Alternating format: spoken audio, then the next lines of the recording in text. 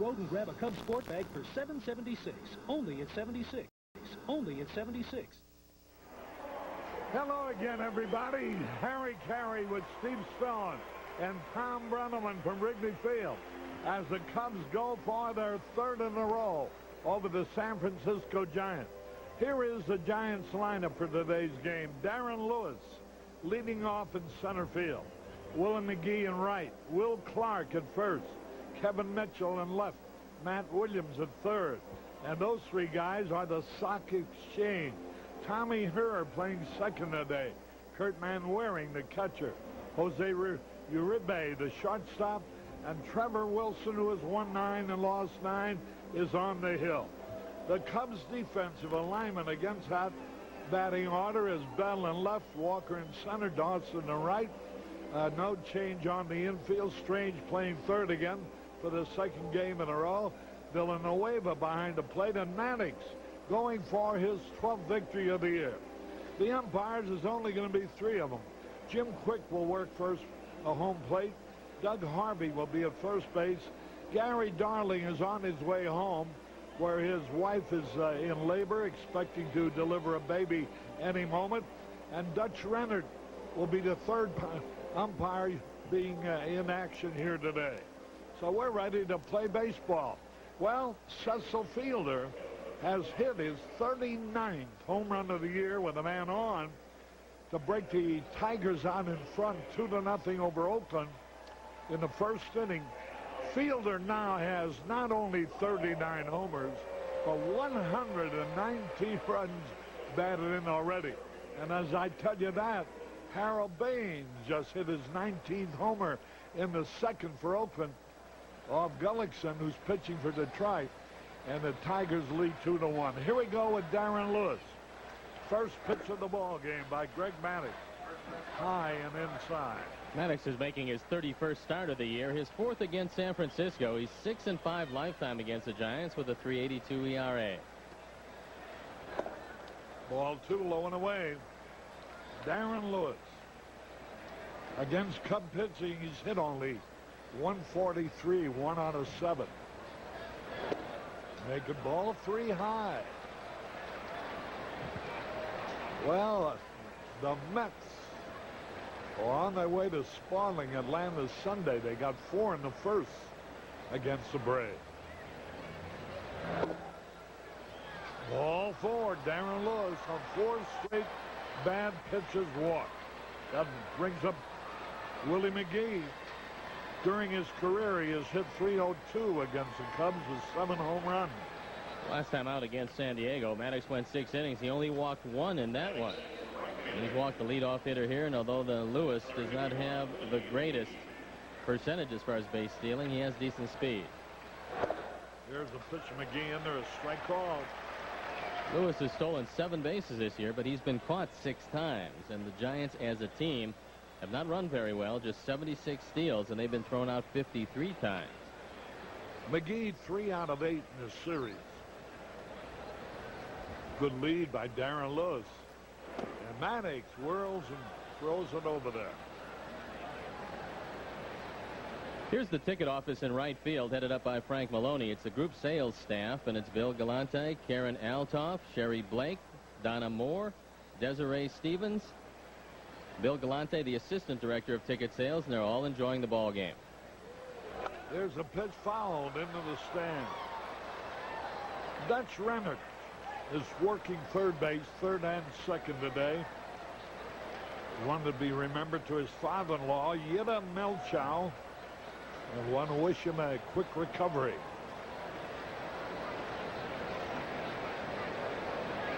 Runner on it for boy. Look at the lead that Darren Lewis has. He ought to be picked off. Oh, he gets back in there safely. He has a very wide lead. One of the real good moves you can use is throw on the way up into your set position. If Maddux does that, he's got a very good chance to get Lewis, especially if he's leaning the wrong way. And he is way off there at first.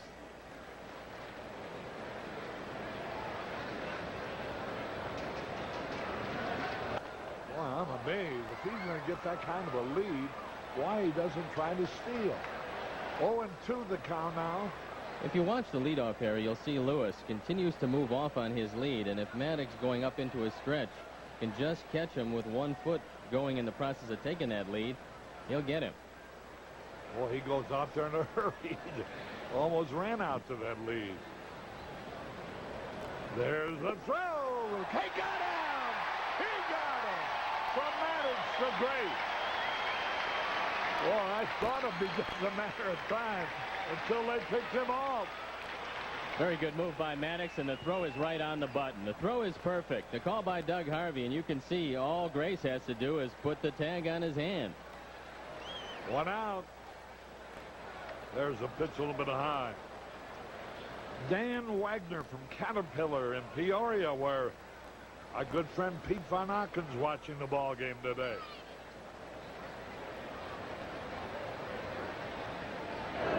There's a pitch a little bit outside.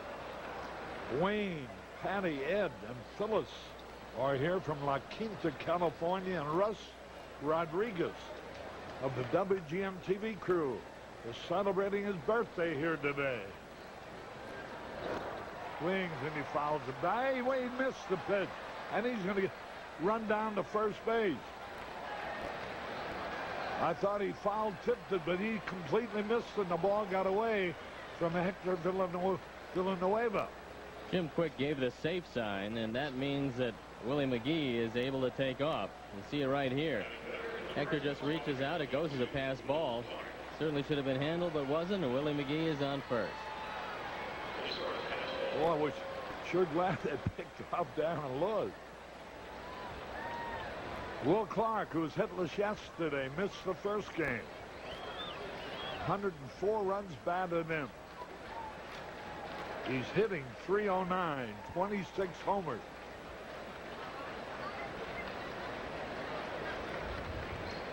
Maddox, second to Bruce Hurst of San Diego in innings pitched in the National League, and he's also third in total strikeout. 1 ball, 1 strike. Will Clark, during his career against the Cubs, has hit .233 with only 2 home runs. I guess they don't count the playoffs. If they did, those figures would be inflated because he killed him in '89. As did Mark Grace, killed the Giants too. That was the duel between the 2 first basemen was even more thrilling than the duel between the 2 teams. 1 ball, 1 strike. Will the thrill Clark. Ground ball to the pitcher. Might be a double play. It is 1-6-3 if you're scoring. We're going to the bottom of the first, no score.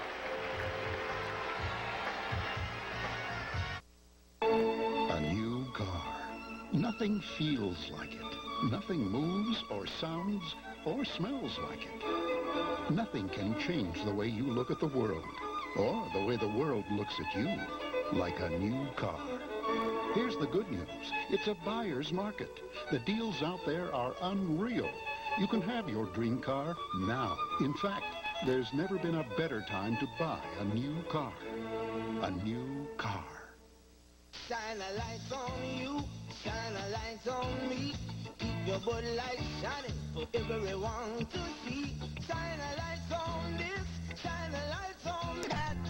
Oh, shining all the others is where Bud Light's at. When you're looking good, you want Bud Light. The clean, fresh taste won't fill you up and never lets you down. You can taste it, you can feel it. You know you got it right. Everything else is just a light. Keep your Bud.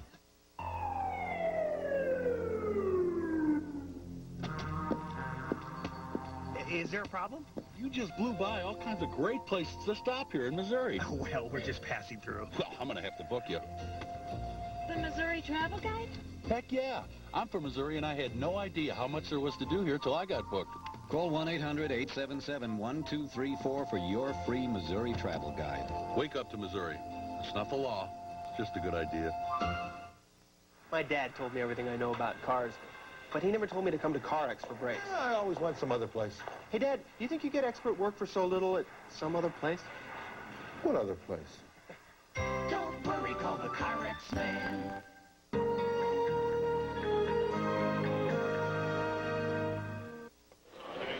Carey back at Wrigley Field. Here's the inning-ending double play. Greg Maddux making a very good, solid throw to Sean Dunson. Maddux won the Gold Glove last year on his way to winning another one. And Carrex donates $100 to Cubs Care for that 1-6-3 inning-ending double play. All right, Trevor Wilson, a fine left-hander. Earned run average 3.38. He's won 9. He's lost 9 for a team that's 11 games under 500. That's a sign of a good pitcher. Chico Walker swings and misses. Here's the Cubs lineup. Walker, Grace Sandberg, Dawson Bell, Villanueva, Dunston, Strange, Maddox. And the defense will show it to you in a moment. 0-1 the count. The pitch. A little bit low inside. Here is the Giants alignment. Mitchell in left, Lewis in center, McGee in right. Kerr is playing second today. Wilson pitching, Manwaring catching. 1 ball, 1 strike.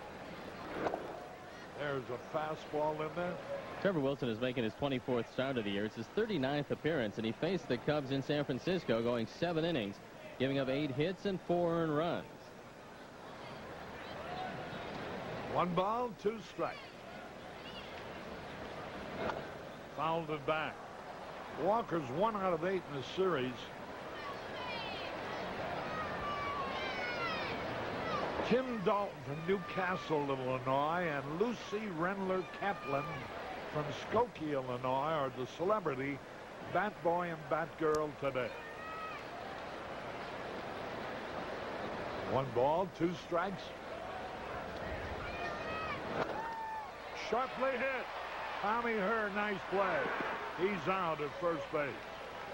Tommy Herr got a good break to his right. One thing that Trevor Wilson has given this team, especially the last 3 times out, is innings. He's gone 8, 7, and 8 in his last 3 starts.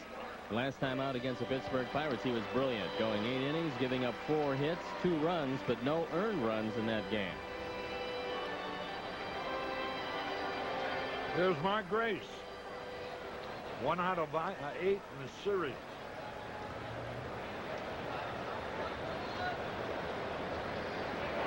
Pitch inside.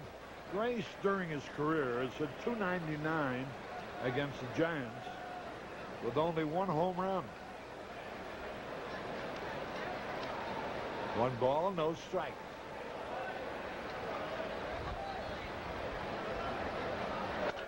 Bouncing ball, that'll be easy.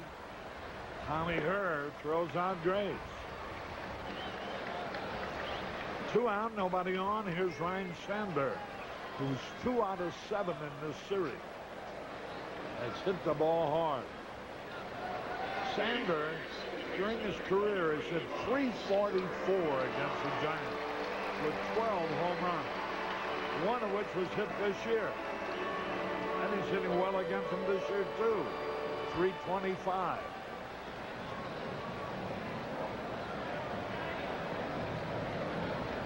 Two out, nobody on.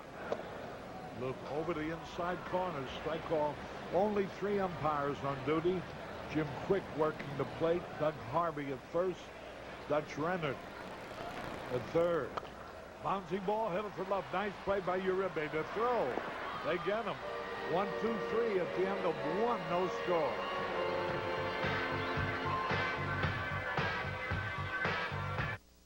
Join the Cubs and Gatorade and celebrate back-to-school days at Wrigley Field.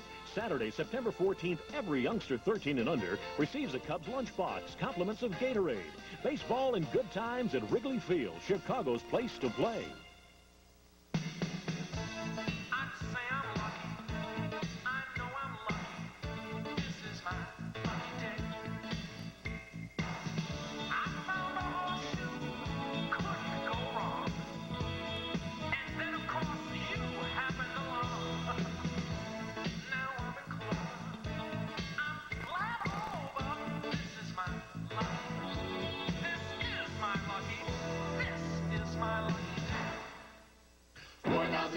Buicks to sell, 4,099 Buicks. Why would they drive it away? 4,098 Buicks to sell. It's your Better Buick dealers save along with Buick clearance. Every 91 Buick in stock is marked down to make room for the 92s. Or get Buick's lowest lease rate ever on Park Avenue. $399, 3 years, and no money down. See your Better Buick dealer today. They won't stop singing till you do. Buy one today, drive it away. 4,095 Buicks to sell. To change the image of a Rebel, change lenses.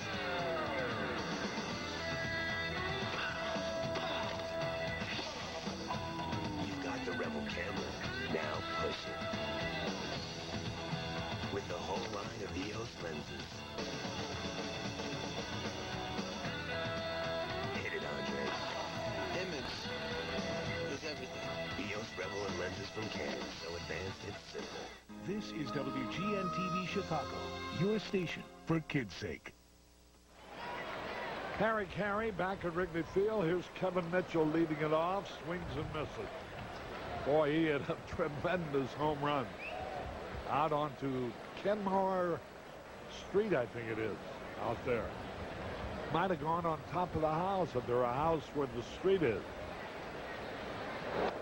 Fouls it back. Hey, the ball girl had a little trouble ducking out of the way of that one. 0-2 the count. Well, the fans enjoyed the honor that the Cubs organization paid to Hall of Famer Ferguson Jenkins before the game. And they also have enjoyed the big poster of Fergie was given to each fan as they came into the ballpark. And they will treasure it, I am sure. 1 ball, 2 strikes. Jack Brickhouse introduced the various players. Bouncing ball, it is foul. Doug Strange comes in from third base. Give you an idea how strong Kevin Mitchell is. He's hit 27 home runs this year. Matt Williams has hit 28. But Mitchell's done it in 102 games. He's been injured off and on this year. Matt Williams has played in 131 games. So you're looking at one of the strongest men in all of baseball. 1 ball, 2 strikes. Fastball inside. Boy, look at those Red Sox. They came back yesterday to win 11-10 over Seattle. And today they're leading 9-2 at the end of 4. He had a cut, but he fouled it off. 2 balls, 2 strikes. Mitchell stands right on top of the plate and absolutely dares you to throw the ball inside. You know, Steve, I didn't realize that until talking to Dusty Baker that the legs are important to your hitting.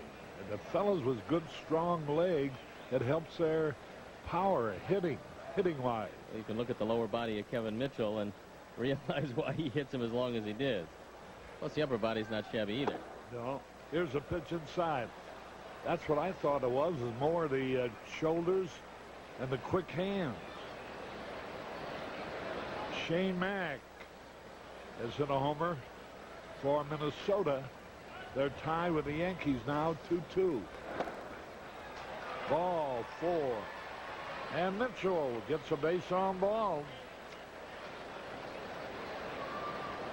Shane Mack was a product of the San Diego Padres. They kept waiting for him to blossom out. They traded him. Now he's with Minnesota. He just hit his 18th homer with a man on to tie up the ballgame at Minnesota. Not going to be able to keep walking these giant hitters ahead of some of their bombers and have a good day. Maddox has walked 2 already. And this giant team just as powerful as the Cubs in the long ball department. Yeah, they compare very favorably among the 3 middle of the lineup hitters. Clark, Mitchell, and Williams on the Giants side. Sandberg, Dawson, and Bell on the Cubs side. Good fastball. Matt Williams, 28 homers, 80 RBIs. 2 out of 7 in this series. There's Roger Craig, the crafty manager of the Giants. I think I saw him broadcast one of the greatest games he ever. There's a ground ball, line drive, might be a double play. It is a line drive. Maddox caught it it hit the ground, and he turned it into a double play. Maddox the great. For the second time in as many innings, the Cubs used a double play to help them out of a tough spot. Maddox righted Grace. Greg Maddox not going to make any bad throws, and you can see Mitchell just off the bag enough to get him. You know, let me just tell you something. In the last 4 innings against the Cubs, the Giants have hit a 4 double play. They hit Bass hitting a double play to end the 8th inning yesterday. Clark hitting a double play to end the game yesterday. Clark hitting a double play to end the first today. And Matt Williams has just lined to a double play here in the 2nd inning. How about that? That'll mean that Carex will donate their $400 here in the last 4 innings. The Cubs care. I hope Carex has a lot of money. 0-2 the count. Tommy Hurd, the batter. He pinch hit a single yesterday, pinch hit a walk the day before. Both in late innings. The Bears out in front of Tampa, 21-13.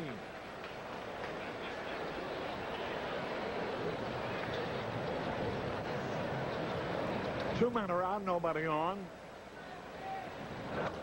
Line drive, caught by Benson. Hey, a sparkling defense behind Maddox today. We go into the bottom of the 2nd, no score.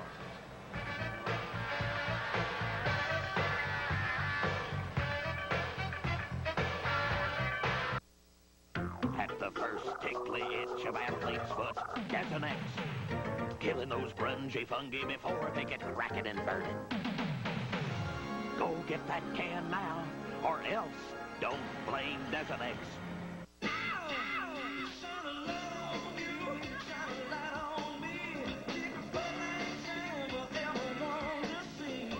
When you're looking good, you want Bud Light. The clean, fresh taste won't fill you up and never let you down. Well, you can taste it, you can feel it, you know you got it right. Everything else is just the same. Just keep your Bud Light shining.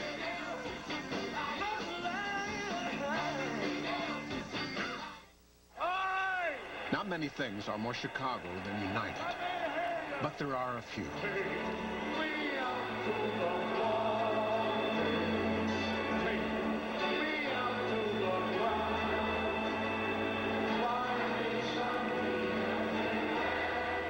United, proud to fly more Chicagoans than any other airline. Come fly the friendly skies.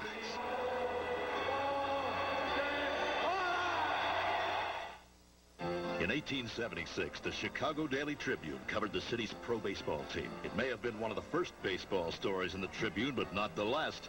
We were there for the All-Chicago World Series in 06, for Big Clues 2 in 59 and Ernie's 500. From the homer and the glowman to the night the lights came on, and for both grand openings of the baseball palace of the world. Every game, every score, every stat, every day in the Chicago Tribune. The Chicago Tribune covering baseball home and away since the first opening day.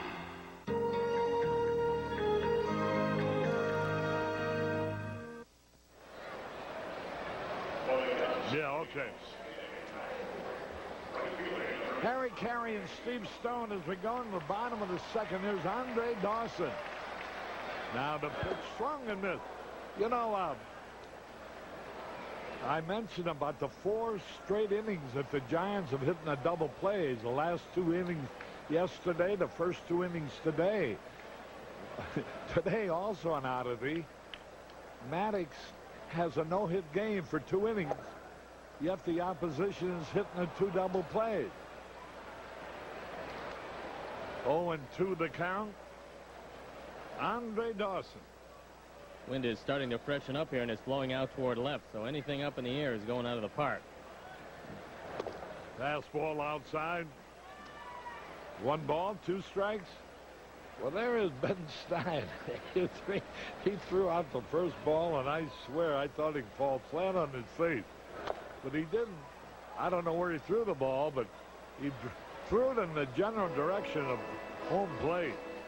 I think a fan in the road right next to the visiting team dugout caught the ball. 1 ball, 2 strikes.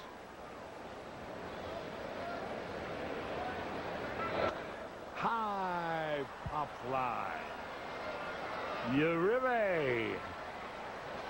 4 in a row retired. This Trevor Wilson stuff. We have our roving camera. Again, WGN-TV is using 9 cameras. 1 on each foul line and another one that roams around the ballpark. Hey, if you meet any interesting people, let us know. 1 out. Here's George Bell. George was swinging the bat very well in batting practice. Let's see if it carries over into the game, because he was hitting some tremendous shots before the game. What gets me in batting practice, you see guys, they're just throwing the ball right down the middle of the plate, popping them up. Why don't they pop that pitch up in the game? I mean, on the visiting team. Boy, you make a little bit of a mistake during the game, and they seem to hit the ball out of the ballpark. But in batting practice, they'll pop it up. I think there's a little more intensity during the game. Here's a pitch, line foul. What I like to see is a player use batting practice to help him in game situations. Go up there and try to hit the ball away to right field. Many times you find little men who are not going to hit a lot of home runs trying to hit the ball out in batting practice, and they're 4 or 5 or 6 home run men every year, so they're not going to hit too many. Well, I think a lot of managers insist on hitters hitting batting practice that way. Here's the pitch, fouled out of play. Felipe J. Maddox on hand today. And so's Rick Brenda and Nick Skomitz from Ottawa, Illinois. Dan Holmes and Don Schultz from Charlotte, Michigan are here.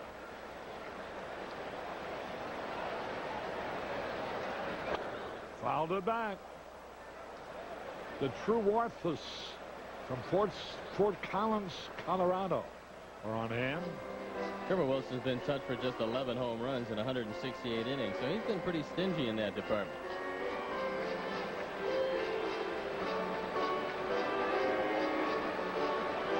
One ball, 2 strikes.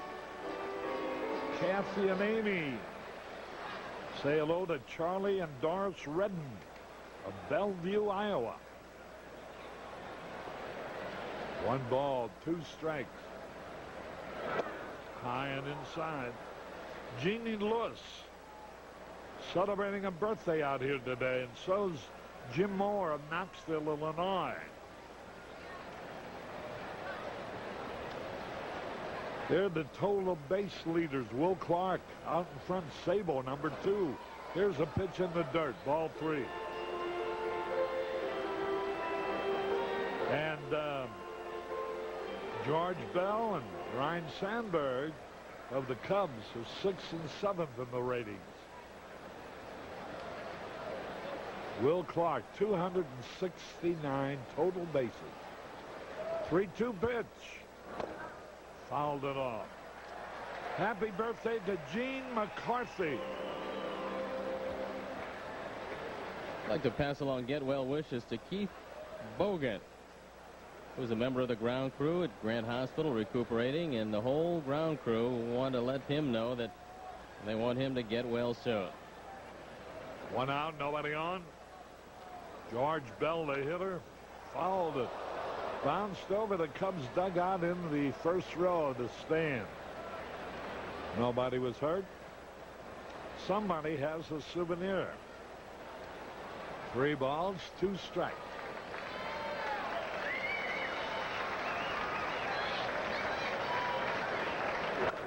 Hot shot.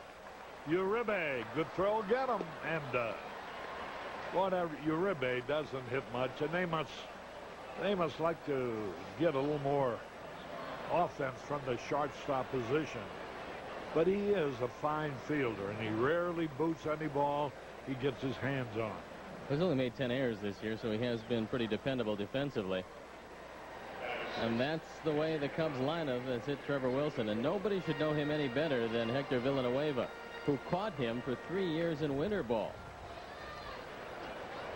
The pitch is inside. Hector's a hot hitter, had 3 out of 4 yesterday. There's a strike call.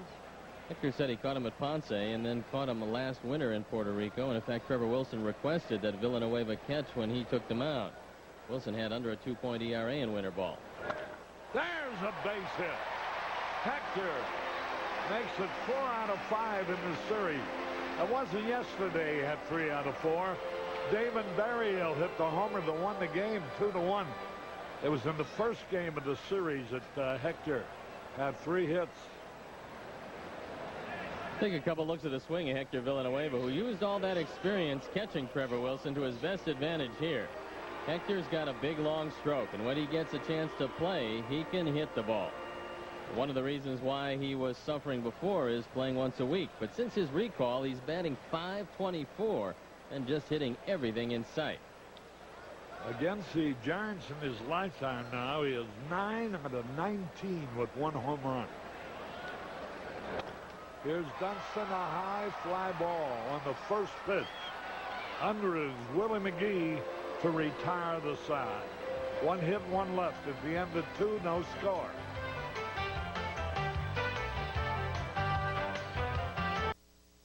You'll earn $18,000 for your education by serving part-time in the Army Reserve. When I'm not doing my reserve duty as a technician in the operating room, I'm in college studying computer science. Qualify for the GI Bill, and you'll earn over $18,000 during a standard enlistment with a nearby Army Reserve unit. I'm studying engineering in college, and I'm putting it into practice in the reserve. Think about it. Then, think about us.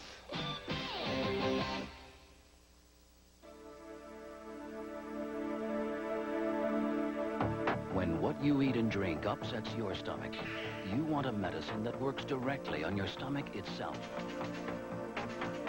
Pepto-Bismol. As it coats, Pepto delivers powerful medicine directly to your stomach, right where you hurt. It's powerful relief. Pepto-Bismol. It's real medicine for your stomach.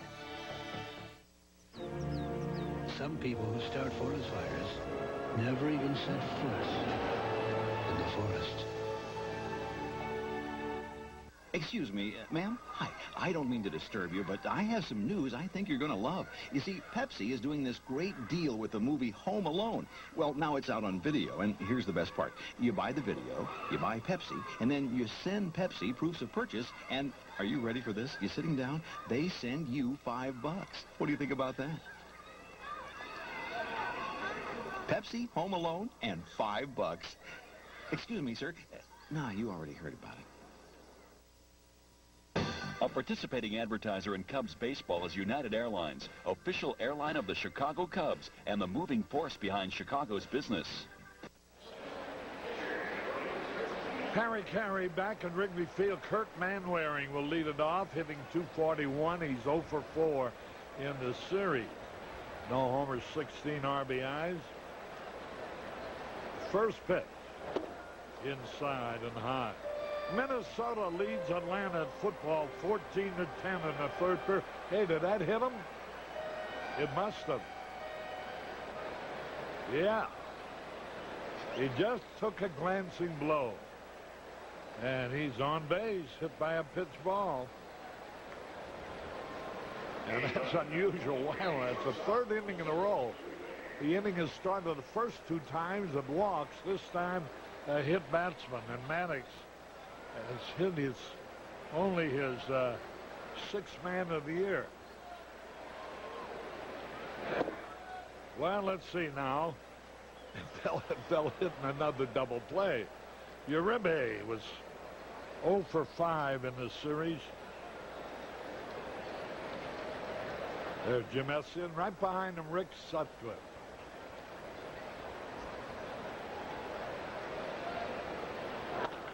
Double play ball. Out at second base, but safe at first. They would have had a double play, but Maddox dropped the ball. It was sharply hit. He's fortunate he fielded it, but he picked it up after he dropped it. Got the force on, that's all he got. And here's a real good hitting pitcher coming up. Trevor Wilson, who's hitting .275. You very rarely see Greg Maddux mishandle a ball. In fact, the last error he made was back on September 16th of 1989, and that encompasses 68 starts. so he is as sure-handed as they come on the mound. Trevor Wilson's had a homer this year. Good left-hand hitter. Pittsburgh in football getting manhandled by Buffalo 24-10 in the third period.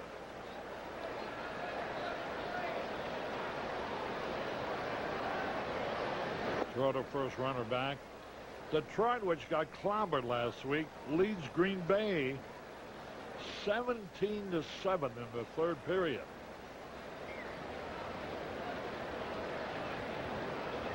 One on, one out. He bunts. Foul. New Orleans is blanking Kansas City 17-0 in the third period. Miami and Indianapolis are tied 3-3 in the third period. Cleveland leads New England 7-0 third quarter. The Rams over the Giants 13-6 in the third period. Phoenix leads Philadelphia. Jim McMahon making his first start. Here's a pitch bunted. The only play, he tags Trevor Wilson. It's a sacrifice. Maddox an assistant. Trevor Wilson with his 8th sacrifice of the year, and Maddox is so quick off the mound that he realizes if you don't have to make a throw, there's no reason to. He tags Wilson. Sacrifice successful, and Maddox will have to pitch with Uribe at second. And Darren Lewis, who walked and was picked off first in the first inning. You can keep the ball inside on Lewis. You can get him. When you get it out over the plate, that's the ball that he dumps into right center field. So Maddox should be trying to stay in on his hands. Phoenix 16, the Eagles 10 1/2. And the Bears lead Tampa 21-13. Let's pause here for identification. This is WGN-TV Chicago, America's #1 sports station. 2 out, a runner in scoring position. Darren Lewis. He hit it off his fist, and he'll be an easy out. Gray steps on the bag. 1 man left. He's still got a no-hitter. We go in the bottom of the third, no score.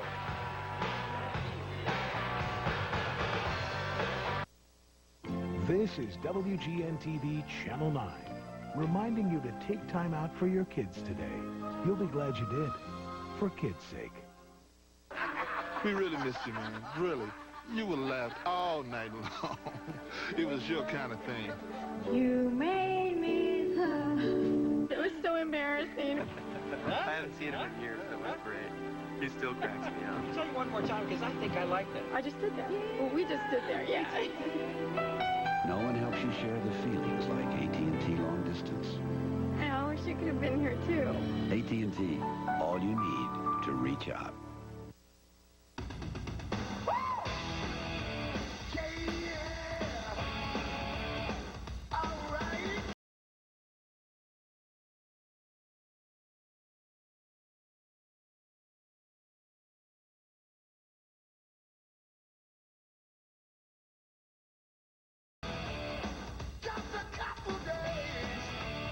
Let me catch my breath.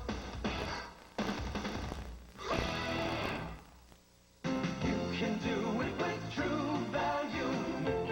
The key to finding great fall values is taking a peek inside the fall preview circular, where this Master Electrician compact rechargeable lantern is just $11.88. This 2-piece aluminum valve propane torch kit from Master Mechanic is only $9.99. And for added security, get this 300-watt quartz halogen outdoor fixture for just $8.88 at participating True Value hardware stores and home centers.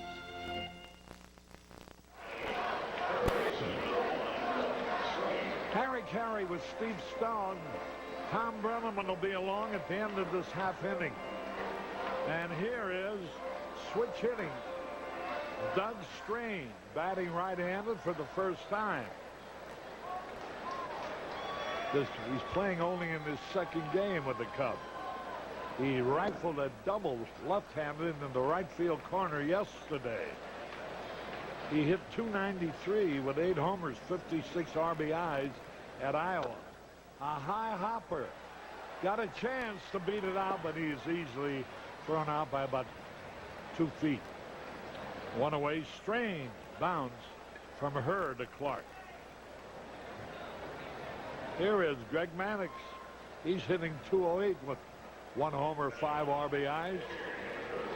So one home run hitter, Trevor Wilson, is facing another home run hitter, Greg Mannix. Through all of the struggles of the San Francisco Giants starting rotation, Trevor Wilson has emerged as one of the most effective of all the starters. His ERA just about the best on this staff for starting pitchers. Here's the pitch a little bit low and outside. Montreal leading Cincinnati 4-2 at the end of 4.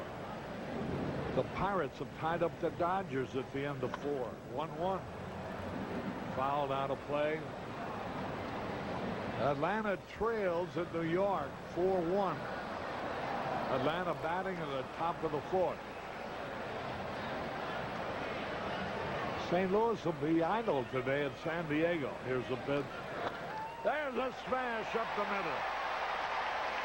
Mannix singles sharply to center. And that is his 16th hit of the season. But in spite of the many hits, for example, Mike Bilecki has only 3. Bilecki leads the pitchers in RBIs with 7. Mannix has 16 hits, including a home run, but he's driven in only 5. Here's Chico Walker. High pop foul out of play. Into the stand. The Cubs can move to within 2.5 games of second place.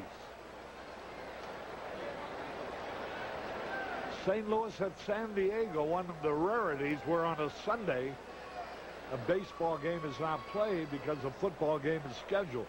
So they played today's game Thursday. There you just saw the Eastern Division standing.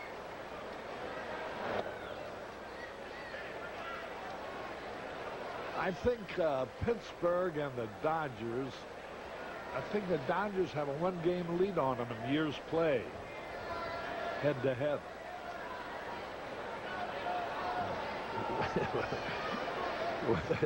with the team having the lead in its division as big as Pittsburgh,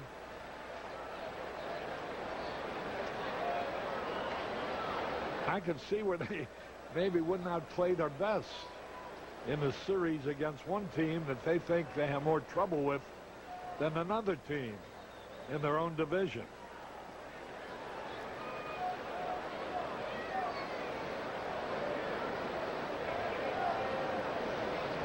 Clark holding the runner on. Greg Maddux. Let's see how he holds that ball.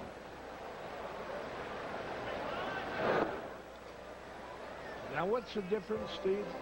If you hold your fingers across the seams, what happens? Well, it really depends on how far your fingers are spread apart, Harry. Most guys who hold it with the seams get a little more movement on the ball. Across the seams, the ball will stay truer. So if you're going inside to a right-hand hitter like Trevor Wilson is to Chico Walker, he'll hold it across the seam so it doesn't tail back over the plate. There's a pitch a little bit inside. What makes it so? Why should there be a difference whether you throw the ball when you hold it with the seams versus against the seams? Well, my degree wasn't in aerodynamics, but it has something to do with the way the air catches the seams and the movement of the ball and how you release it. One of them you get backspin on when you hold it with the seams, or whether when you hit it, when you hold it across the seams, you seem to get backspin on the fastball. And your real hard throwers who have the ball rise a little bit, like Nolan Ryan, will hold the ball like that. When you hold it with the seams, it seems to come out from on the side spin, and you get a little more movement on the ball. There's a drive foul. I'm only sorry I asked you now. 3 balls, 2 strikes. Maddox was going on a pitch, somewhat surprising for a pitcher, but with the athleticism that Greg Maddox shows, you can ask him to do most anything, and he's going to do it well. And that's true of Chuck McElroy, too. He's a very good athlete who can run and hit. And guys who are athletes like to do the things they can do. Throw the first again. The Mets lead the Braves 4-1 at the end of 3.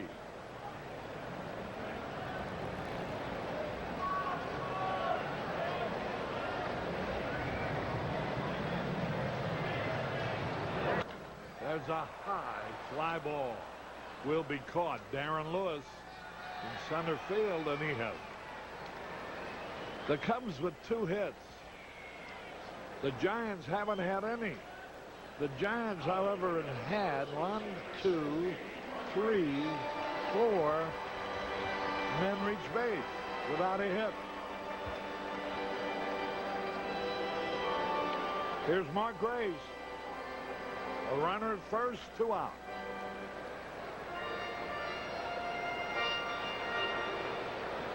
Will Clark. Speaking of intensity, Jerry Holtzman had a fine article on Will Clark and his full intensity. There's a pitch, foul back. They say off before the game and after the game, he's as loose as anybody, but during the game, it's all business. Kurt Manwaring had full intensity on this one. He was intensely trying to keep his head on his shoulders as that one rattled off the mats. 0-1 the count. The pitch is high and inside. I just always wonder what guys look like before they wore masks, until I heard from one of our viewers who said the catcher's then stood 30 feet behind the plate, so they rarely were hit. There's a looper. My drop. It does. A base hit. A base hit from Audrey. And that will bring up Sandberg with runners on at first and second. You know, if that were fishing, that demand you throw that ball back in. Mark Grace was talking before the game about how many balls he's hit right on the button, only to see him go right at the defense. Well, here's perhaps one of the evening out processes in this game where you just dump one over the head of Matt Williams. Uribe can't get to it, and it's a very short looper. So now, with 2 out, the Cubs have a scoring opportunity. That's a hit for Mark Grace. Grace now has 149 hits. And he leads the team in total hits.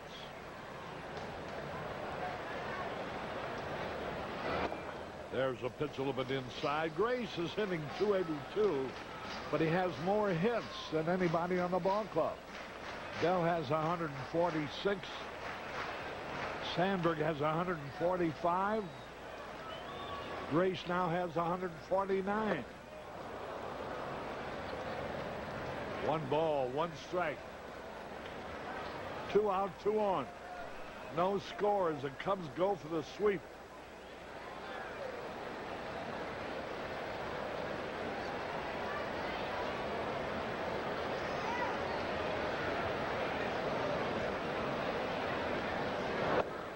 Little low.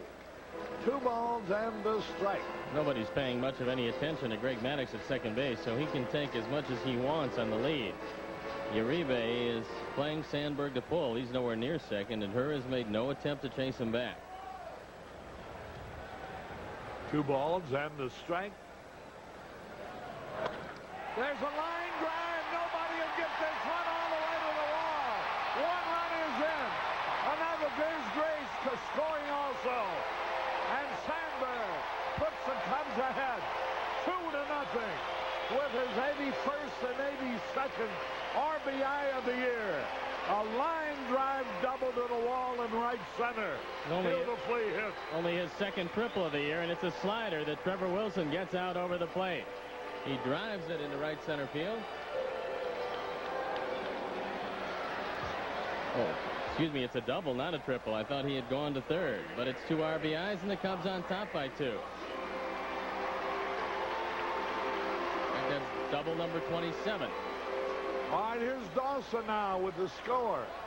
2-0 in favor of the Cubs. Boy, that little blue pit of graces. See what that led to.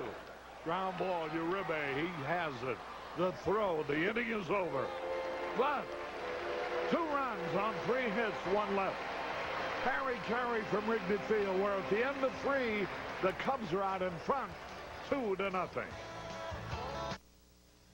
When Road and Track magazine went looking for the best car between $17,000 and $28,000, they didn't find it in the BMW 325i, or the Lexus ES 250, or even the Acura Legend. They found it in the 1991 Nissan Maxima SE.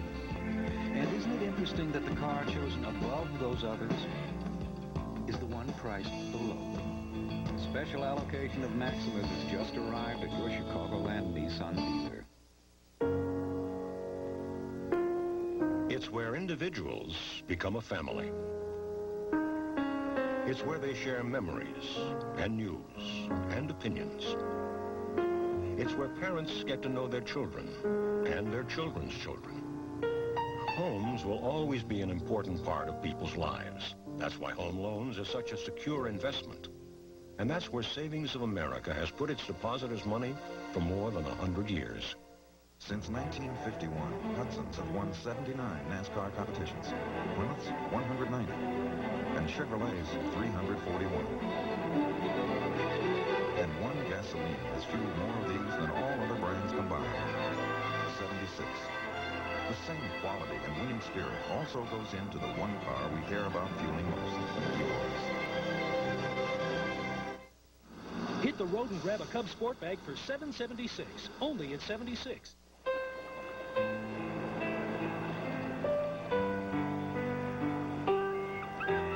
Kids' feelings are easily hurt. Sometimes, all it takes is a little attention from you, and he's on top of the world. Hi again, everybody, along with our producer-director Arnie Harris and Steve Stone. I'm Tom Brenneman back at Wrigley Field. Ryan Sandberg a 2-run double to give the Cubs a 2-0 lead. Looks like he's going to try and get that team leadership back and runs batted in. Greg Maddux has a no-hitter despite the fact they've had 4 base runners, but a couple of double plays, some good fielding plays by Maddux has helped out the Cubs.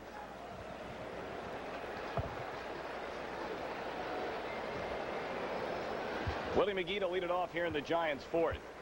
A 2-0 Cubs advantage. And as Stoney mentioned, the Giants still in search of their first base hit.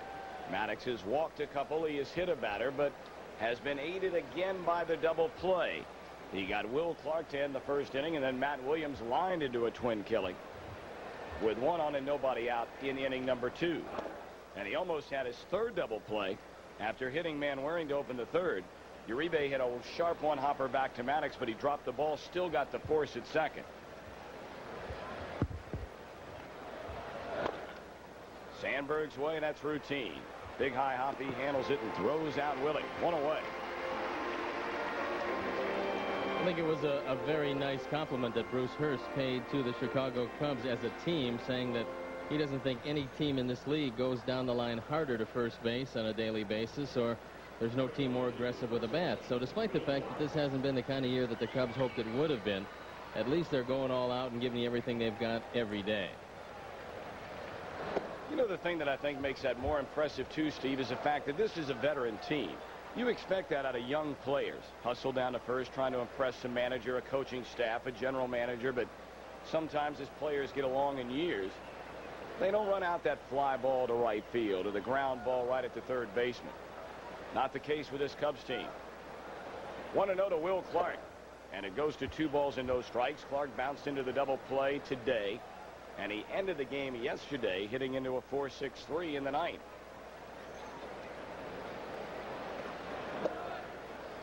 Two and 1.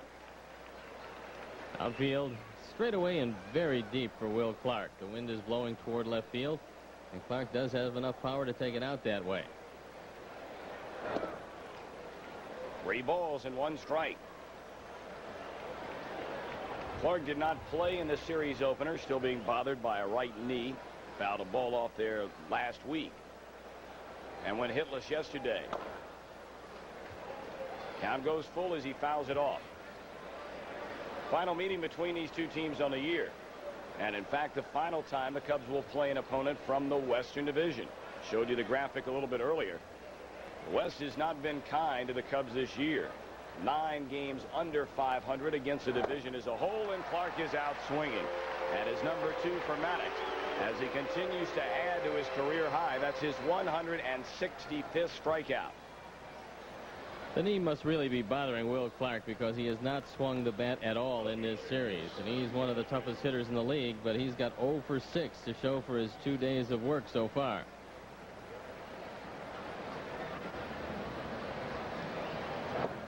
Mitchell, a long home run here yesterday. He walked his first trip in this game.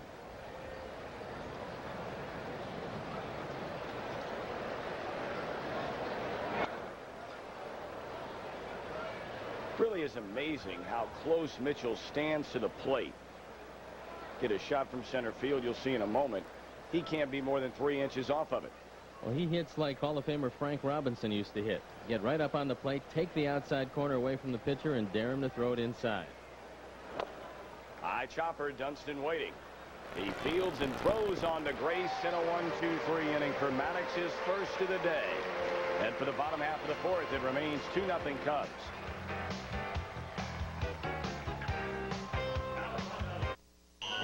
Ned Locke, Ray Rayner, and the original cast of Bozo Circus are back again as they celebrate 30 years of some serious clowning around. If you've ever watched Bozo, you won't want to miss the Bozo Show 30th Anniversary Special, tonight at 8 on Channel 9. Join Geraldo Rivera and the Now It Can Be Told investigative team for television that takes on the crooks. Premiering Tuesday at 1 on Channel 9.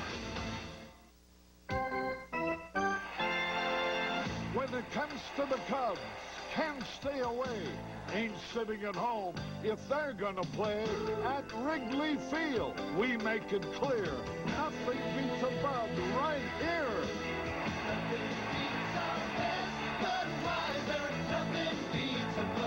When you hear Cubs cheers, you'll find the king of beers.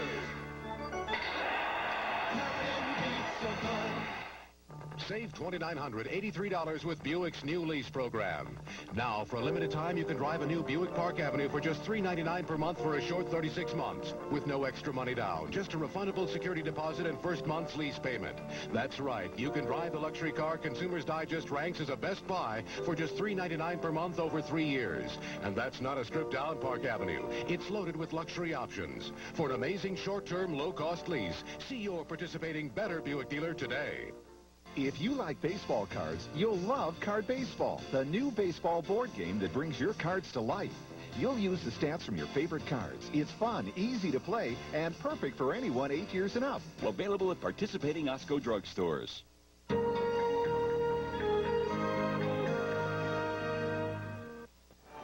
There you look at Steve Stone's pregame show guest today, John B. Dusty Baker. What a career he had, and now, of course, a hitting coach for these Giants. 2-0 Cubs lead as they come to bat against Trevor Wilson, and it's ball 1 to George Bell.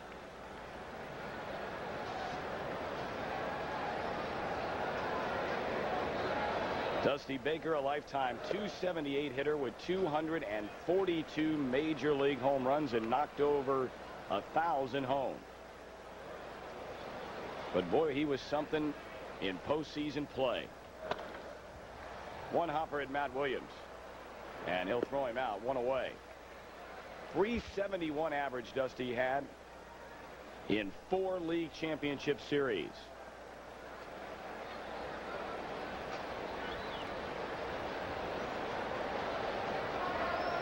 They think very highly of Dusty Baker as a hitting instructor, and he said before the game that he has to treat Will Clark, Kevin Mitchell, and Matt Williams very differently. Even though they're all home run hitters, they all have a distinct style. He tries to work within that style to make them better hitters. Steve, I didn't get a chance to hear the interview being over on the radio side. Did you ask him at all about his desire to manage and whether that time will ever come around? We didn't get into that with only 3 minutes to talk about, but I'm sure that he would like to take over a club one day. It's a distinct possibility because I know he has the respect of the players on this team.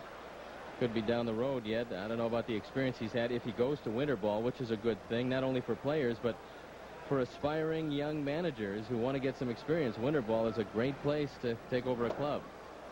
Jose Martinez manages the team just about every day down in the winter, the Cubs first base coach, and does very well. In fact, he's going to go to Venezuela, I believe, and manage Ced Landrum as one of the Cubs players that's going to go to winter ball as you look at Jose Martinez. After a fly ball into shallow center. Darren Lewis dropping the shades, and he'll have it for the second man retired in the inning. Cubs leading here in the bottom of the fourth with nobody on and 2 away, 2-0. 2-run RBI double by Ryne Sandberg.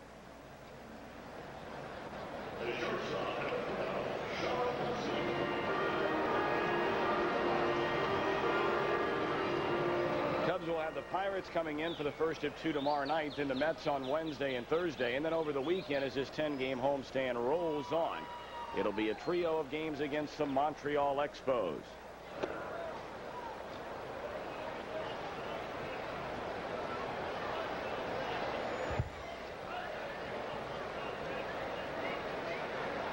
By the way, if you're interested in joining us the next couple of days, tomorrow is an afternoon game. We'll be on the air at 1 o'clock. And then Tuesday is Under the Lights here at Wrigley Field. Dunston a long way back into left field. She is out of here. Number 11 for Dunston. And a 3-0 Cubs lead. RBI number 45 as Trevor Wilson serves up the long ball. The 12th time he's been taken out of the ballpark, and not much doubt about it. With the wind blowing out to left, Sean Dunston hit a rocket. Kevin Mitchell looked up, and just like that, it was against the back screen. Dunston looked like he reached out on a ball on the outer portion of the plate and just flicked it out of the park. Sean, a happy man down in that dugout, and Luis Salazar going to cool him off a little bit. Here's another look. The left field camera, Sean Dunston does reach out, gets good extension, and just lifts the ball on a line out of the park. Into shallow right field. It'll drop a base hit for Strange. So Doug lifts one down the line, and the Cubs have collected a couple of base hits in a run after the first 2 were retired in the inning. We'll take another look from the center field camera with Dunston. Not much doubt about that one, as hard as it's hit. Doug Strange now has a base hit from the left side, a base hit from the right side, and he maintains that lofty .500 batting average. How long do you think that'll last? At least till his next time up. Oh, for sure. Maybe through the day.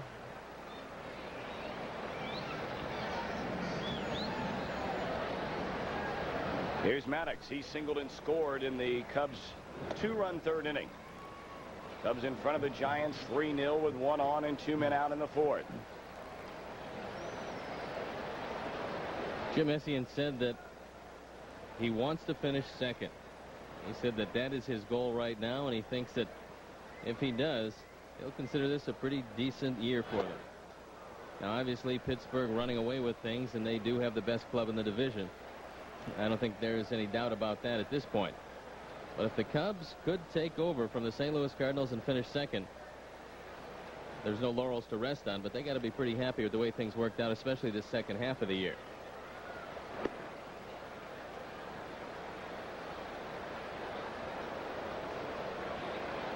Cubs and Cardinals will square off 6 more times on the year, and all 6 games will be in the final 10 days of the year.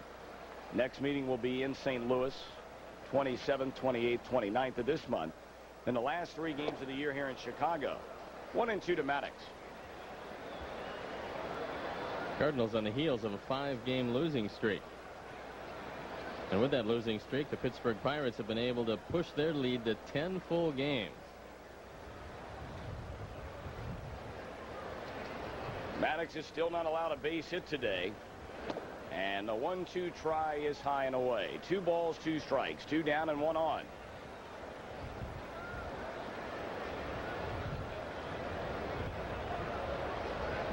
Well, every day goes by, and we were talking a little bit before the game, Steve.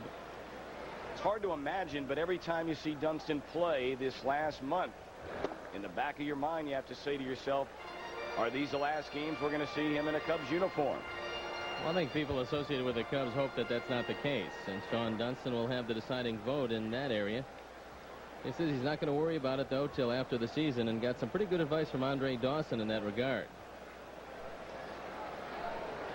Runner goes, and it's swung on and missed. The inning is over. But the Cubs get the home run from Dunston. 2 hits, 1 man left. And at the end of 4, it's 3-0.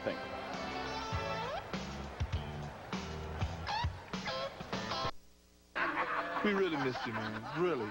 You would have laughed all night long. It was your kind of thing. You made me laugh. It was so embarrassing. I haven't seen him in years. That was great. He still cracks me up. Say one more time, because I think I like that. I just stood there. Well, we just stood there, yeah. No one helps you share the feelings like AT&T long distance.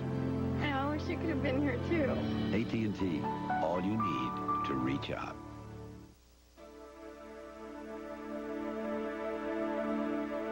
When what you eat and drink upsets your stomach, you want a medicine that works directly on your stomach itself.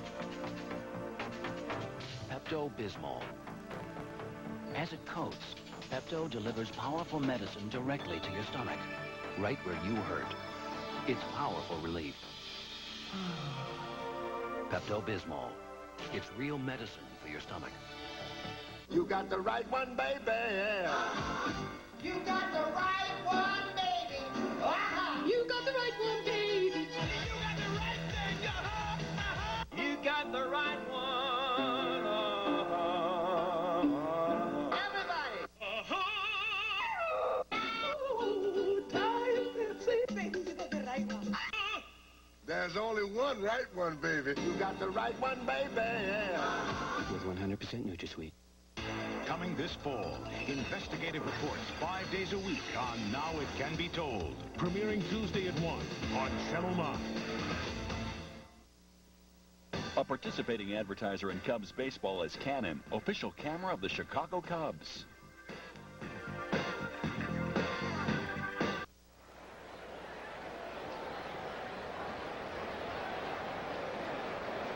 Back at Wrigley Field in Chicago, that young man, I don't know what in the world he was carrying there. He's a ventriloquist. He's got a pretty good dummy with him. Yeah, he does. Looked like one of those old Japanese horror movies. That's what you tell people. You have a pretty good dummy with you when I come in for the middle 3. I don't even know about a pretty good dummy. Cut off the first 2 words. I could never be a ventriloquist, though. I could never emulate that voice. And there it is. Godzilla. Making his way to the old ball yard today. That thing alive? See him moving his feet? 0-2 the count on Matt Williams. Cubs are leading by 3. 2-run double by Sandberg. That came in the 3rd. Solo home run by Dunston in the 4th. And Maddox is not allowed a hit. Maybe up until now, although Bell is going to get it on the warning track. Good grab by George, and Williams retired. Last couple times that Matt Williams has hit the ball to left field, fortunately for the Cubs, he hasn't got it up a little higher. That one with enough steam to get out of the park, but he doesn't hit it up high, and George Bell able to make the catch. So Maddox continues to roll right along. You got to worry about the bunt anytime a man has a no-hitter, even though Tommy Herr doesn't like to bunt often. Herr lined out sharply to Sean Dunston, his only at bat. There you see, it's been a pitching-dominated series, really on both sides. But the Giants' offense, which came steamrolling in, a grand total of 9 hits in now 2+ games. And the Giants, of course, only 1 run yesterday, 2 in the series opener. Bullpen up and going for San Francisco. Looks like Don Robinson out there. The caveman. 2 balls and a strike. If Herr is going to hit the ball, he's going to hit it to left or left center field. So that's usually the way that he goes.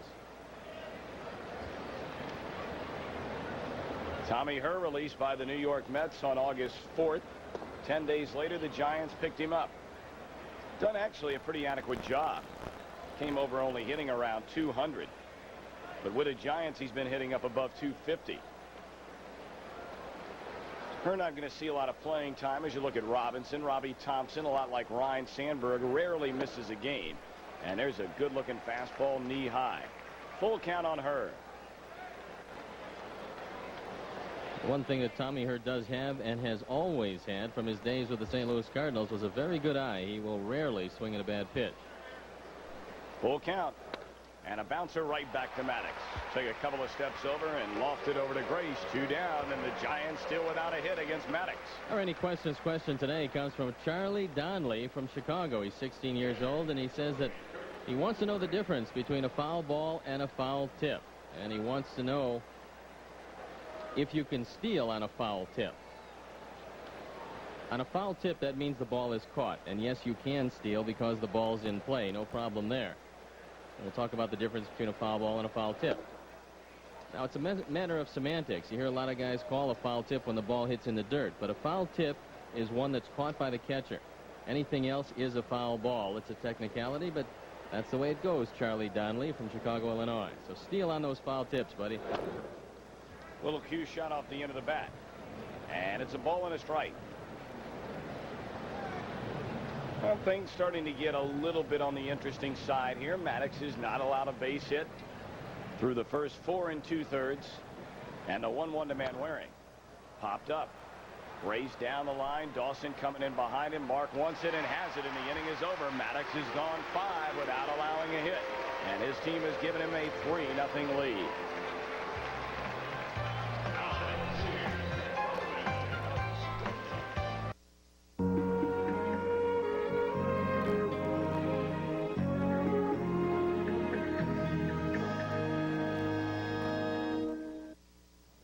As an employer, you have important responsibilities at time of hiring. First, you cannot discriminate on the basis of a job applicant's citizenship status or national origin. And second, after your new employee has begun employment, you must verify their eligibility to work in the United States. The Immigration and Naturalization Service will be happy to help you comply with these requirements. Write for a free booklet or call us at this toll-free number.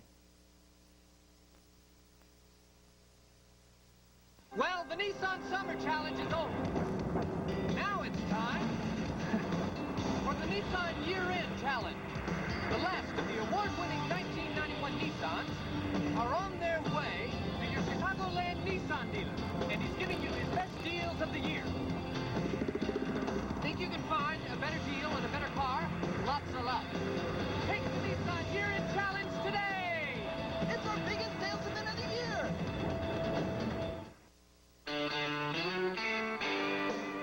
Down on the corner, there's a place I know. We're fans together and the beers are cold. The music's hard and the times are good. Nothing beats the fun in my neighborhood. Yeah, nothing beats the best. Budweiser, nothing beats the good. And you find us here with the king of beers. Nothing beats the buzz. Where can you get incredibly low prices on quality floor and wall tile and walk out the door with your purchase? Tile Outlet, 2444 West Fullerton in Chicago. A look at beautiful Wrigley Field in Chicago. Another big crowd on hand. The Cubs, of course, yesterday went over the 2 million mark in season attendance for the 5th straight time and a 7th overall try in franchise history. Cubs leading by 3, and they'll send up the top of the order. Walker, Grace, and Sandberg. Chico checks his swing. It'll cost him a strike. Walker is bounced to her and fly to center. R.J. Hayes in attendance today. He's a firefighter from Alaska with the Alaska Fire Service. Saw Mark Grace play when he played with the Gold Panthers in Alaska. And he played with Mick Kelleher. Into right field, bending away from Willie McGee, but he's there in time. And he sent you a lovely T-shirt, I might add. Beautiful T-shirt and pin, and if I ever go to Alaska, I can fight a fire or two. I have all the equipment.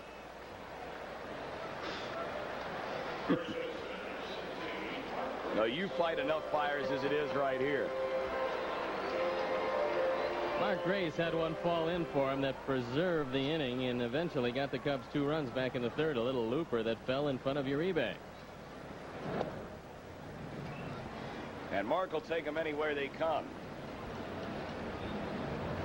Really went into his slump when we arrived in Los Angeles. He had a pretty good series against the Giants. That'll be a strike.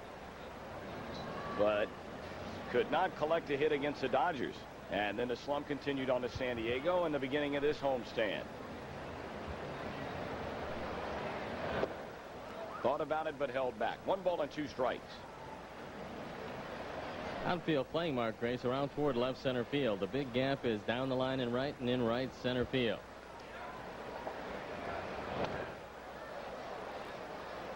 This will more than likely be the final inning of work for Trevor Wilson. Robinson continues to throw. Wilson is due up second in the Giants' 6th. And already trailing 3-0 without a base hit. Roger Craig's going to have to go to that bench. Bouncing ball Uribe's way. Far to his left and throws him out. This copyrighted telecast is presented by the authority of the Chicago National League Ball Club, which has the right of approval of the announcers and is intended solely for the private, non-commercial use of our audience. Any publication, reproduction, retransmission, or the use of the pictures, descriptions, and accounts of this game without the express written consent of the Chicago National League Ball Club is prohibited. Is there any truth to the story? I think I read in the paper that you actually practiced that while you were in the hospital? On a daily basis and a nightly basis with all the sleep I got with everybody coming into the room. Trying to check and see if I was okay and if I was getting any rest. Well, I came to see you. You threw me out. Strike 1 to Sandberg. That was not a good day when you came to see me. No, I felt bad for you. I really did. Things got better, though. That's quite a crew over at Northwestern Memorial. Sandberg, a 2-run double his last time up into the right center field alley. He knocked in Maddox and Mark Grace. Sandberg, with the 2 RBIs, has 82 on the year. And he is closing in on the team leader, Andre Dawson, 5 shy of the Hawk. Should be a pretty good race. Bell only 7 back of Dawson. Wilson thought that was strike 3. Ask Andre if he was getting much rest with a young daughter in the house now. He said, well, he is, because he's sleeping in the next room. So Vanessa's taking the brunt of that. And Andre Dawson, with 2 young children, a very, very happy father.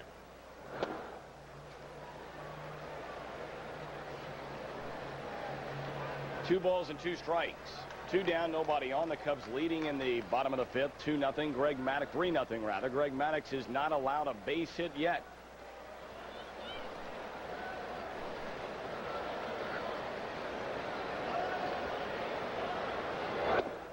Way upstairs, full count.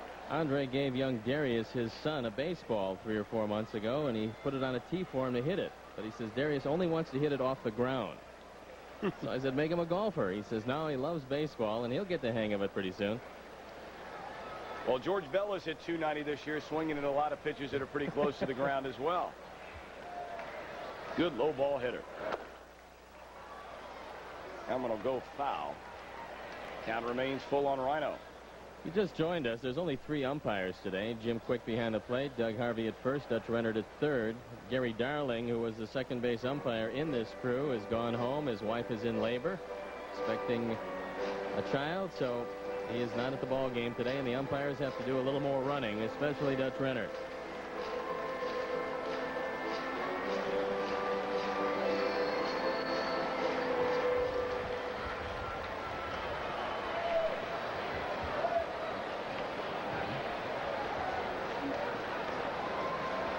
Two pitch, and it swung on and fouled out of play into the upper deck.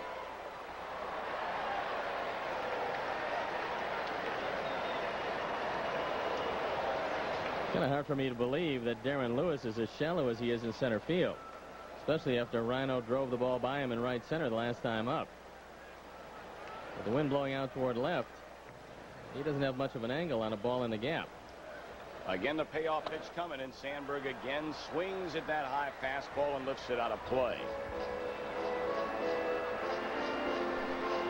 Talked to Jim Essien about playing the young guys the month of September, and he said they haven't really called up a lot of impact players. So he said that he's got a veteran team here, and he knows this is going to be the nucleus for his team next year. He wants to finish second. There's not going to be a great deal of experimentation here in September. He thinks he's got the guys on the field now to do the job and catch St. Louis. Another foul ball. Well, The only guy you'd figure probably would see a little bit more playing time than the rest, although Strange has started 2 days in a row, would be Ray Sanchez. And that's strictly because of the fact there is that possibility you don't have Dunston back next year. I think Damon Berryhill will see some action behind the plate, especially the way he swung the bat yesterday. He hit a home run, but also crushed the ball the second time up. Sandberg playing a little pepper with some of the fans in the seats. And what a grab that was. Young man reached over the railing of the upper deck and brought it in. There's a roving camera. Not like a roving instructor. It's not roving there, but it rove to get there. This time it'll be playable. Shallow right field. Herr and McGee will call him off for Willie, and he makes the catch. Very interesting out there among the threesome. McGee, Lewis, and Hurd. At the end of 5, it's 3-0 Cubs.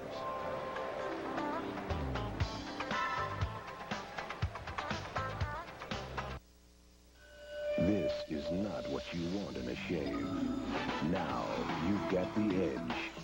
With 6 rich lubricants for less irritation. You've got the edge.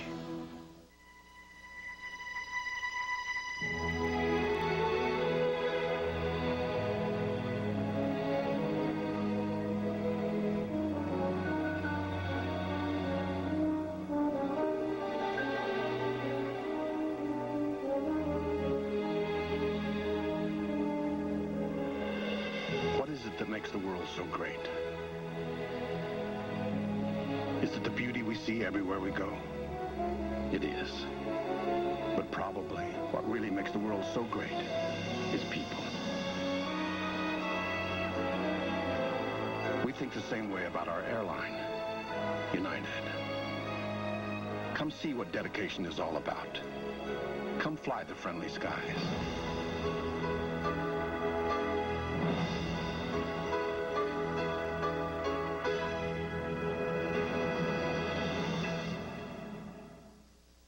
Introducing a daily investigative news program. Now it can be told.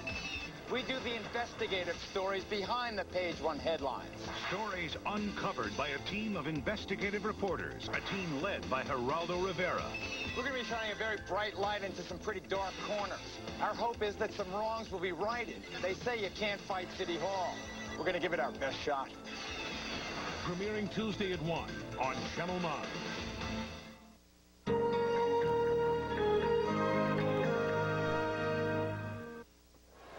And for the 6th inning, our producer-director is Arnie Harrison with Steve Stone. I'm Tom Brenneman. Giants without a base hit, the Cubs leading 3-0. Jose Uribe. Trevor Wilson is in the on-deck circle. And then it'll be the top of the order in center fielder Darren Lewis. 0-2, Maddox is fan 2, walk 2, hit a batter. But as I mentioned, he is not allowed a base hit. The closest thing the Cubs have had to a no-hitter, at least in the last couple of years, would have been Mike Harkey last season in San Diego. That on April the 26th. Took a no-hitter into the 8th inning. There's strike 3 to Uribe. But then Harkey allowed a leadoff homer in the 8th inning to the former Cub, Phil Stevenson. I can still see that, Tom. Phil Stevenson coming up. The ball just made it. But it ruined the dreams and the hopes of Mike Harkey.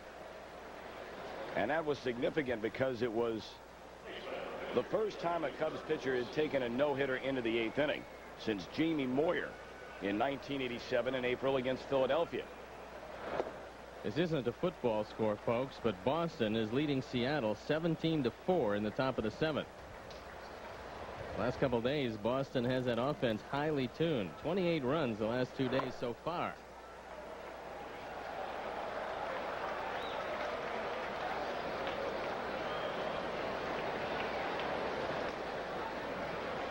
You know, Boston's still alive in that race. Nobody's talking about them. Everybody's talking about Toronto and Detroit, but Boston is hanging tough. 5.5 back. Detroit 5 back. But the Blue Jays have started to put together a winning streak. They've won 4 in a row and 8 of their last 10. 1-2 delivery. And Wilson fouls it off. I know one thing about the Blue Jays. They're going to be very unhappy to see Cleveland off their schedule for the remainder of this year. seems they play most every day in the Indians, suffering through one of those years, losers of 91 games with just 44 victories. And will lose again today, trailing 7-0. Cleveland's already been eliminated. Ground ball, first base. Grace will handle it himself. Into the bag he goes for the second out of the inning. Fans now starting to applaud with every at-bat as they sense that Greg Maddux has something special going for him on the mound today.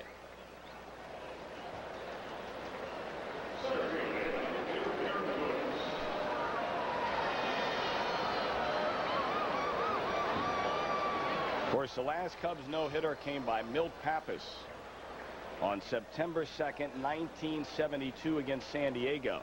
One pitch away from a perfect game. Yep. 3-2 to Larry Stahl. Ron Santo tells a story about being at third base that day and said it was definitely strike three. Well, Bruce Fleming would disagree because he was behind the plate, and he's the man who called it. 2-0 to Darren Lewis, who has walked, been picked off, and bounced out to Mark Grace. 3-0 ball game. Top of the 6th inning, 2 down, nobody on. The Giants are hitless. 3-0 the count.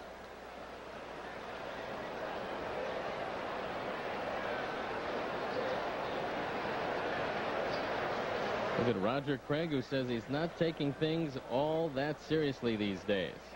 Not that he doesn't want to win, because he does. Darren Lewis on base via the base on balls. But Roger said it was affecting him physically.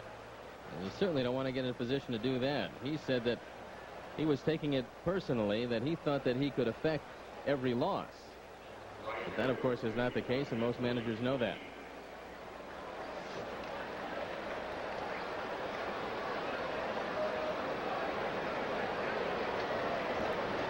One on, 2 men out. And Willie McGee, the batter, is struck out, reached on a pass ball, and bounced out to second base. Willie McGee becomes the biggest out of this game. And yes, the no-hitter is in place, but the Cubs only lead by 3. And the man in the on-deck circle is perfectly capable of making it a tie game if you allow McGee to get on base. Nobody knows that better than Greg Maddux, and that's one of the reasons why Hector Villanueva went out there to have a talk with him.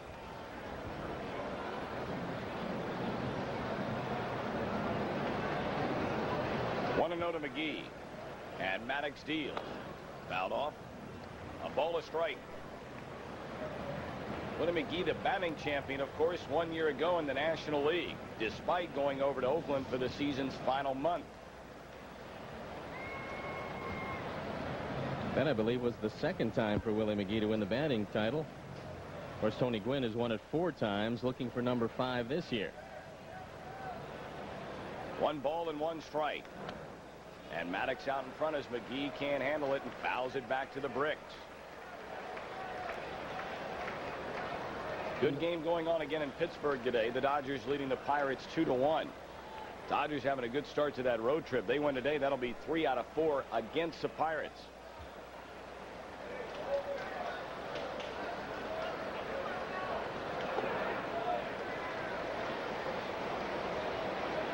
Kind of ironic, the one game the Pirates won, which was the second game of the doubleheader on Friday. They rested Bobby Bonilla in that game. And he is a mainstay in the middle of that lineup.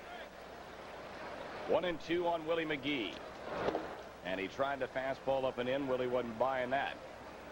2 balls, 2 strikes. One of the things that's setting up the performance for Maddux today is the fact that he is pushing the Giants consistently off the plate. He is using that high, tight fastball quite a bit. That gives you an extra couple inches on the outside corner when you do go away. Lined up the middle, it'll be a base hit. On to third base goes Darren Lewis. And the no-hit bid for Greg Maddux has come to an end. Well, the fans will give him a nice round of applause. And Tom, having been there before, never having thrown a no-hitter, but taken one into the 8th inning, you find what happens is a lot of men lose their concentration after that. And I love what Jim Essien is doing right now. You see the base hit. It's a low breaking ball, and Willie McGee gets it by Sandberg. I think Essien going out there, having been a catcher for 11 years in the major leagues, he's seen a lot of pitchers with a no-hitter for a certain extent into the game, especially if it's the 6th inning on. You lose a no-hitter, and then you find yourself getting knocked out of the ball game or giving up a long ball. And Essien out there right after the base hit to make sure that Maddox, who has a tendency to have that one bad inning, has got all the concentration he needs, because the man you're looking at right there is one of the most devastating hitters in this game.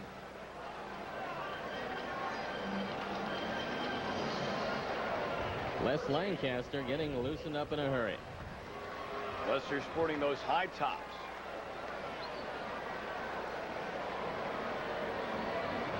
So here's Will Clark. Giants trailing 3-0. McGee delivers their first hit. Runners on the corners with 2 away. Clark hitless in the series, and he fouls it out of play, third base side. By the way, Steve Wilson, who was just traded to the Los Angeles Dodgers, already paid some dividends, coming in a tough situation yesterday to face just one man, Barry Bonds, and he fanned him, and the Dodgers went on to win. And we wish Steve Wilson all the luck in the world. 0-1 to Clark, and he takes strike 2. Clark, 26 home runs, a league best 104 batted in. And he represents a potential tying run. You see the numbers when men are on base. He excels.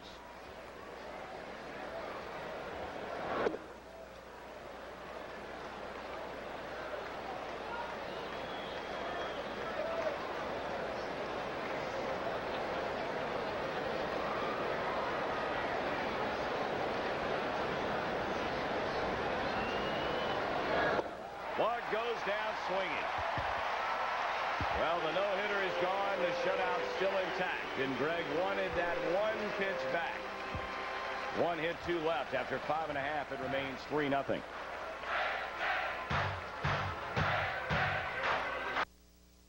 Last year, you helped give this woman a new way to put food on the table.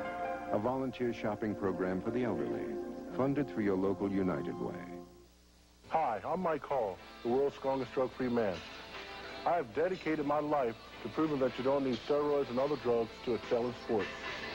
Athletes know that it takes hard work, dedication, and a healthy lifestyle to be a champion. Take a stand against illegal drugs. Join student athletes detest drugs. Remember, if you take steroids, you may never be what you could have been. Let me ask you a question. What's a veteran? Well, I know what vet means, but not veteran. It's a person who takes care of animals.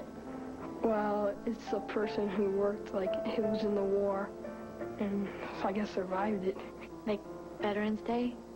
Children who don't know what a veteran is can't appreciate what veterans have done. Please, America, let's not forget.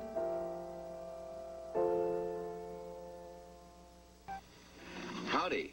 Jack and I are here to thank you for making the new Eagle Nacho Cheese Tortilla Chips and the new Eagle Ranch Tortilla Chips real winners. Isn't that right, Jack? We especially would like to thank all the athletes of America who've made Eagle Chips the snack food of champions. Isn't that right, Jack? So we want to take this opportunity to thank our athletic supporters. New Eagle Nacho Cheese. You're gonna love them. A participating advertiser in Cubs baseball are your better Buick dealers. Get the facts. Buick is better. A look at Greg Maddux, who allowed the first Giants hit of the day, and you can tell that he is very disappointed. Greg had that one within a little better than 3 innings, within his reach, but it slipped away on the hit by McGee. I don't think you can be all that disappointed when you make the kind of pitch that he made to Will Clark to get him. He took something off the sinker, and Will Clark had no chance on it. Maddux got out of his first jam of the game, with a 3-run lead still intact. But you don't get many chances pitching in the 6th inning with a no-hitter. And when one gets away, probably a little tough to swallow, but a good job nonetheless. And Andre Dawson takes ball 1. Andre 0 for 2. And twice he's gone to Jose Uribe, once on a pop-up, the other on a ground ball. Boy, Kurt Manwaring has been taking a beating behind the plate the last 2 days. He's gotten his mask knocked off 3 or 4 times. He catches this one on the right knee, and he's walking around rather gingerly. Jim Quick giving him some time to collect himself. You see it right here. No, it's off the left foot. Ooh, that's got to hurt. You have that little extension off the shin guard there, but it doesn't completely cover the foot, as you can see.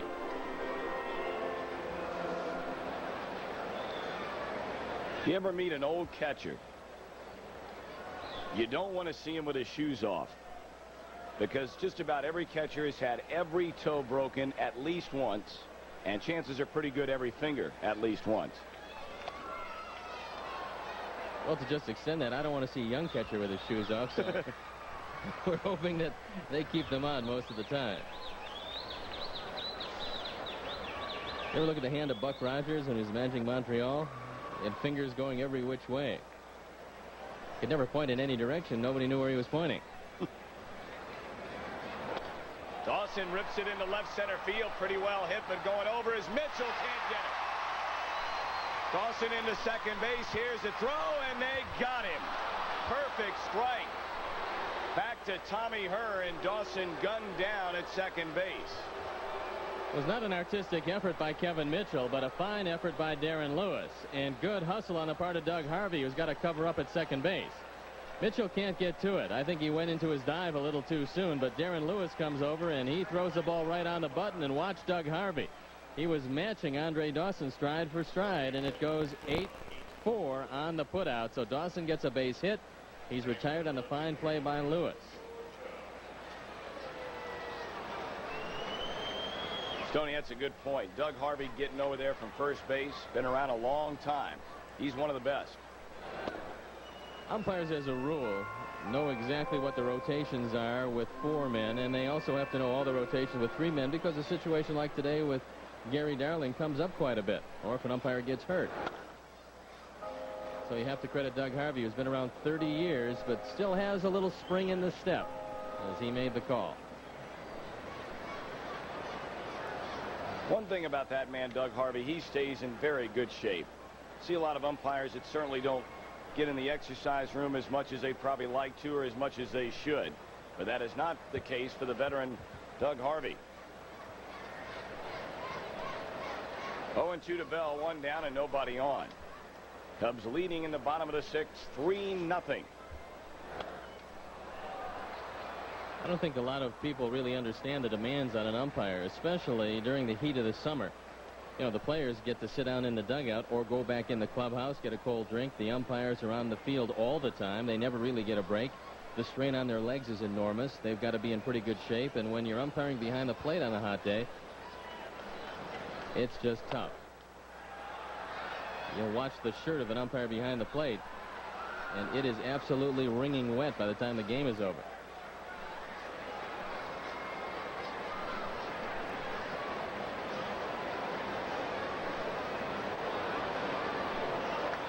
The Chicago Bears, their 21-13 lead has been cut down to 21-20. With 3 minutes left to go in the 4th quarter, Tampa Bay has just punched it in. While we have a chance, let's pause for a station ID on the Cubs television network. This is WGN-TV Chicago, America's #1 sports station. Glad to have you with us today from Chicago. The Cubs in front of the Giants, looking for the clean sweep of this weekend series and leading 3-0. Nobody on, 1 out. And a 1-2 to Bell is fouled off. 4 in a row now. George has whacked out a play. Waiting for something that he likes.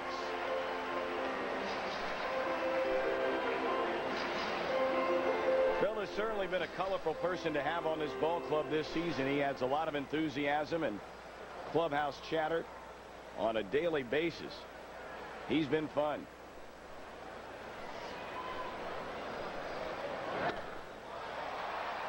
Mitchell, an easier play this time. 2 away. You know, it's funny, Tom. You hear a lot of rumors about guys when they're in the other league. You don't get a chance to see him every day, like when George Bell was with Toronto, and you know the problems he had over there. You never really knew the real story, though, until George Bell came over here, and you realize that most of his problems stem from just wanting to play every day. And in a day and age where you have some guys who just as soon take some days off on occasion, George Bell hates to come out of the lineup, and you really have to respect that.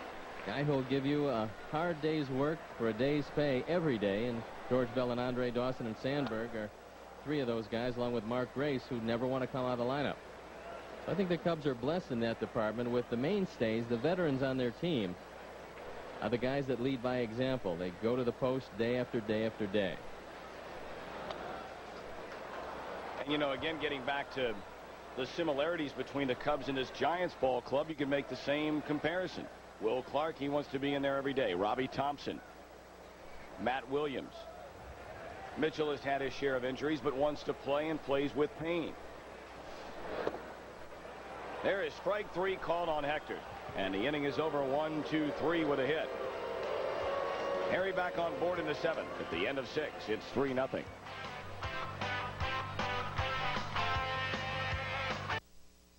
You'll earn $18,000 for your education by serving part-time in the Army Reserve. When I'm not doing my reserve duty as a technician in the operating room, I'm in college studying computer science. Qualify for the GI Bill, and you'll earn over $18,000 during a standard enlistment with a nearby Army Reserve unit. I'm studying engineering in college, and I'm putting it into practice in the reserve. Think about it. Then, think about us. The Knapps, the Pattersons, and the Irelands. Each of these families gets a homeowner discount from State Farm.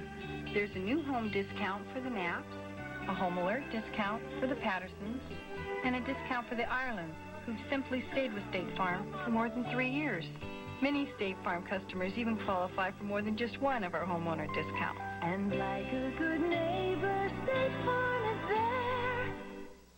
How do you take Buick LeSabre, the American car renowned for worry-free driving, and make it better? First, you make it longer and roomier. You make it aerodynamically smoother.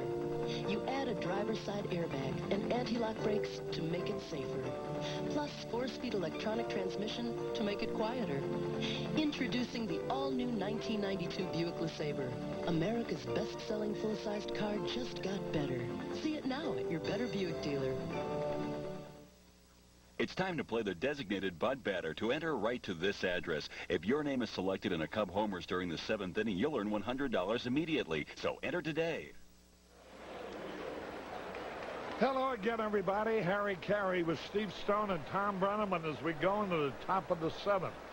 Kevin Mitchell will lead it off. First pitch a little bit low. The Giants have had only one hit. A single by Willie McGee. With 2 out in the 6th. Now Mitchell swings hard and fouls it back. 1-1.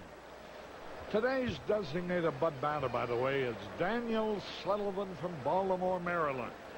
He has a chance to win $100 immediately and also a chance of sharing in a $10,000 bonus pool to be awarded at the end of the season. So good luck, Daniel.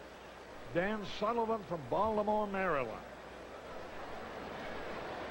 Kevin Mitchell, 3-0, the pitch. A high pop foul, fly in fair territory. 1 man out. Bozo the Clown has been a Chicago television institution for 3 decades. There's a lot of pies in the face, buckets number 6, and memories of growing up. Tonight, Bozo T. Clown celebrates 30 years of hilarious hijinks. Join him at 8 o'clock on Chicago's very own Channel 9. 1 out, nobody on. Matt Williams. Greg Maddux. An exceptional ball game going for his 12th victory of the year. There's a smash, base hit. Williams single to center. That'll bring up Tommy Herr. Herr is nothing out of 2.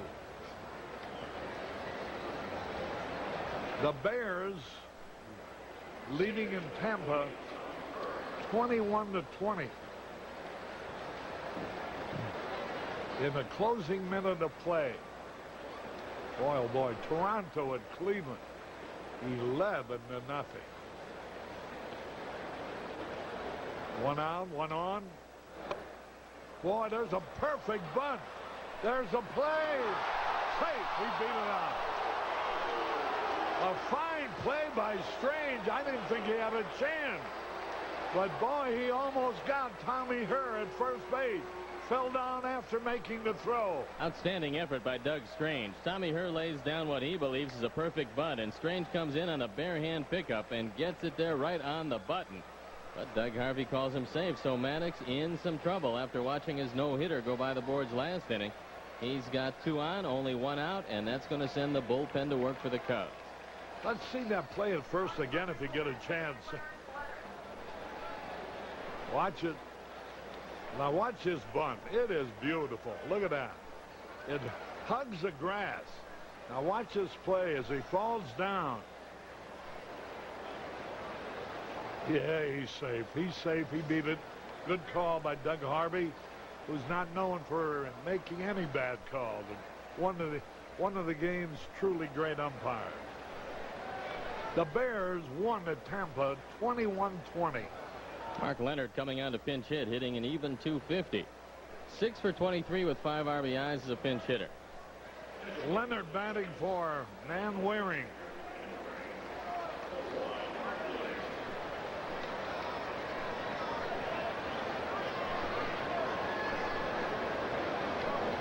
Runners at first and second.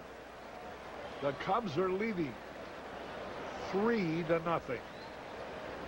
A 2-run double by Sandberg and Sean Dunstan's 11th home run of the year.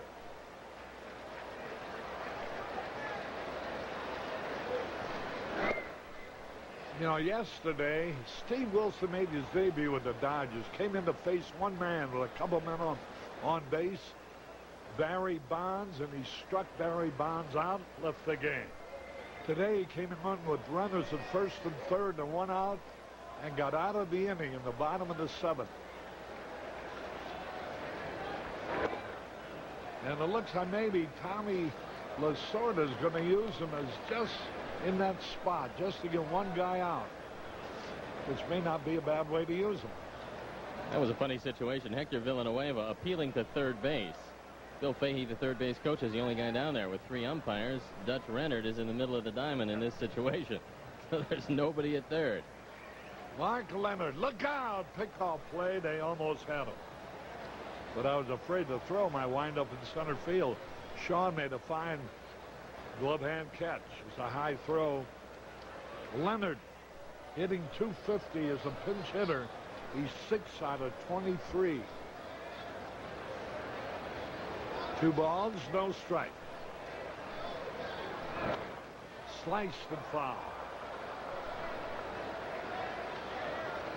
The Red Sox leading 17-4 have just changed pitchers in the 9th. I'm kidding. But they are using a new pitcher in the 9th inning.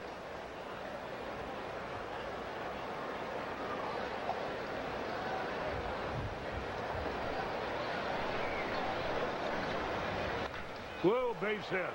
Here's the first runner of the day trying to score. They're going to stop him. Boy, I'm glad they did, too. The throw was off the target this time. So, the bases are loaded with 1 away. And there'll be another pinch hitter for Jose Uribe. Leonard drilled a hard single to right. And here comes Jim Estienne. The bases loaded, only 1 out.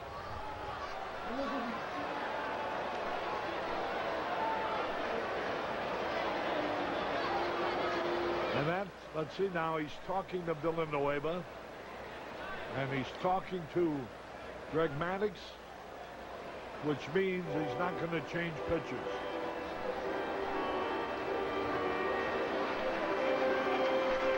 Just talk to him, let him know how he went from the work, settle him down a little bit. And here is going to be a pinch hitter.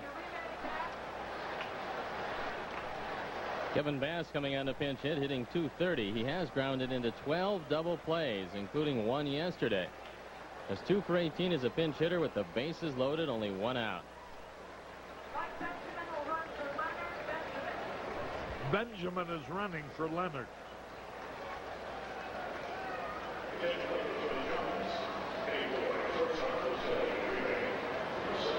Kevin Bass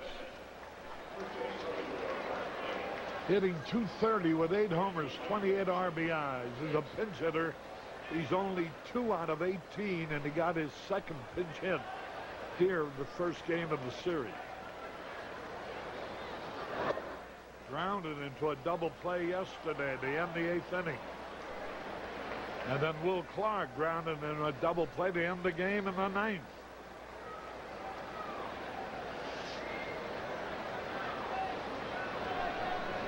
The Cubs have pulled 2 double plays the first 2 innings today. There, no double play on that one. A long drive way back. Might be out of here off the wall. 1 run is in. 2 runs are in. 3 runs are in. A triple for Kevin Bass.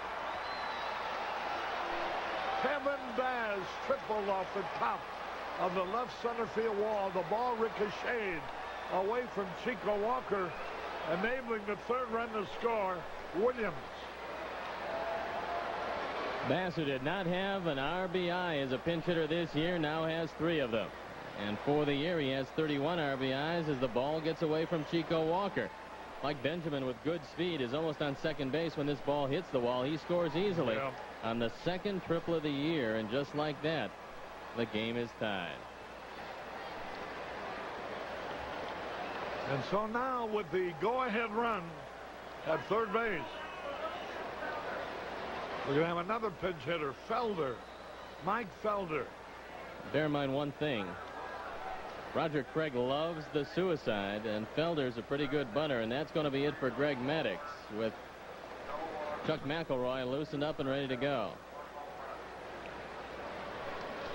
You know,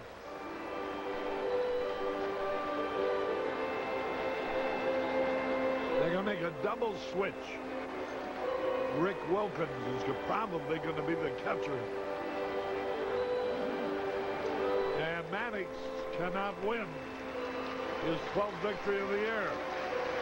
We'll have more for you following this message.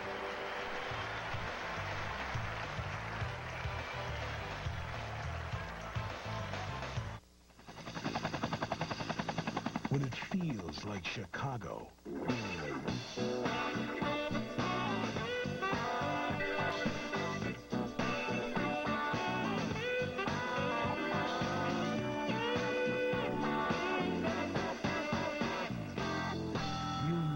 Chicago's very own 9 o'clock news. We know Chicago. WGN salutes excellence in Chicago's kids with the Extra Effort Award. If you know a Chicago area high school student who's made a difference in their community through activities as well as academics, let us know. To get your nomination form, send a self-addressed stamped envelope to WGN TV. If chosen, he or she will receive the Extra Effort Award and be profiled on WGN's midday at 9 o'clock news. WGN TV knows that kids shape our future, so we're investing in them for kids' sake.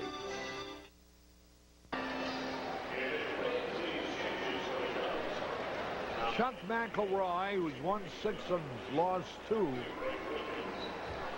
will be the new pitcher. He comes in with a go-ahead run at 3rd and only 1 out. Now let's see if Mike Felder, who's a switch hitter, can hit either right-handed or left-handed. And he's going to stay in with the turnaround hit right-handed against Chuck McElroy. McElroy on for the 58th time, the ERA 183. He's second on this team in appearances behind Paul Ossenmacher's 64. And you've got to watch the bunt.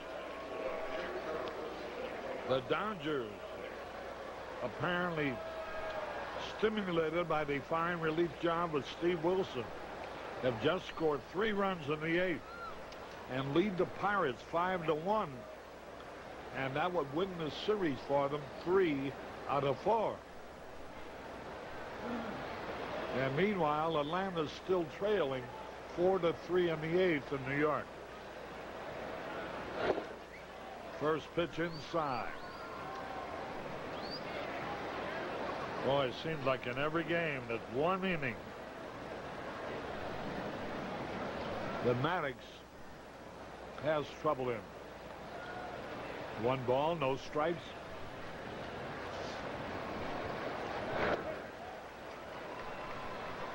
You know, and if it were a late inning all the time, you might think he kind of, because he pitches so hard, he might be running out of gas, but that isn't the case.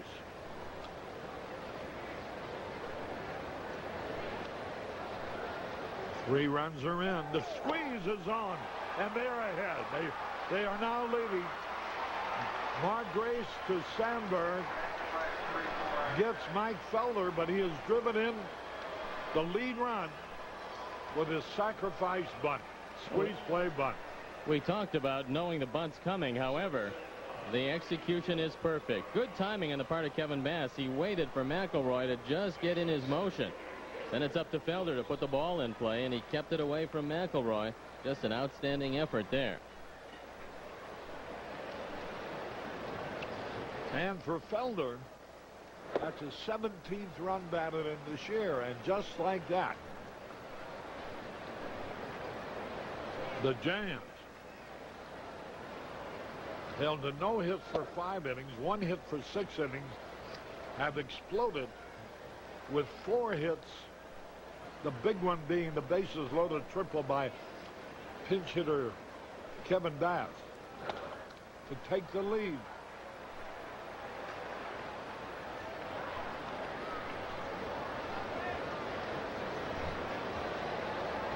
Darren Lewis was walked twice and bounced out.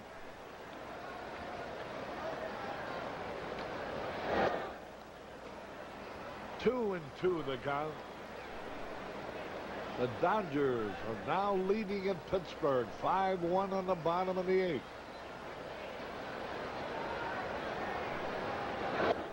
Ball 3.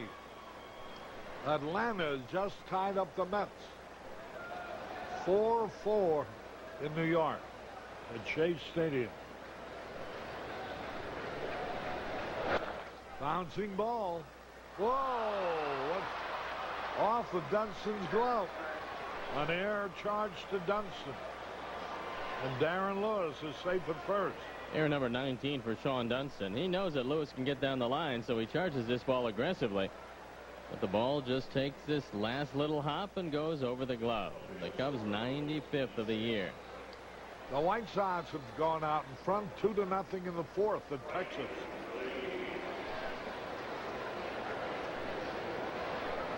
Here's Willie McGee, who after the Giants have been blank without a hit for 5 innings, with 2 outs, singled in the 6th. But Maddox and Fan Will Clark to end the inning.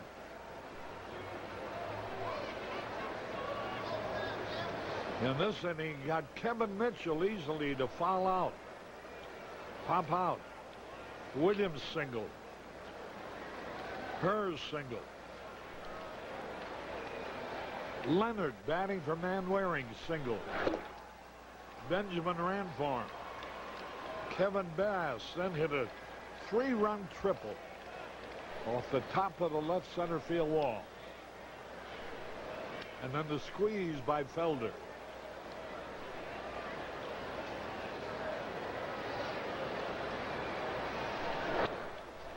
Boy, the Phoenix Cardinals beat the Philadelphia Eagles in Philadelphia 26-10 in football.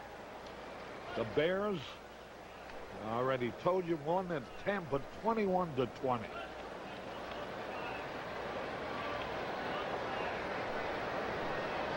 Willie McGee. Line drive foul into the stands.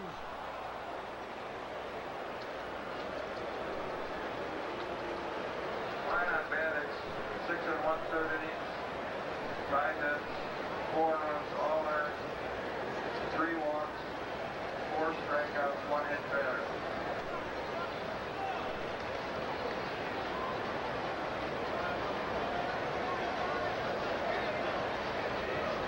Two pitch instead over the first. The book on Maddox is closed now in 6 1/3 innings. He allowed 5 hits, 4 runs, walked 3, hit 1, fan 4.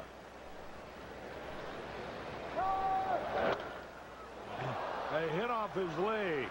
Here goes a runner, driver, third, they got a chance to get him. Save! McElroy took the throw from Dunstream. A close play. Well, they got to see if Chuck McElroy is okay, because he gets hit very hard with this ball. McElroy hustling to third base, and he's got a shot at Darren Lewis. Watch the play again. We'll watch the tag. It looked like he might have gotten him, but maybe just a little late. And now McElroy walking around with John Fierro coming out to take a look at him. He got hit very hard.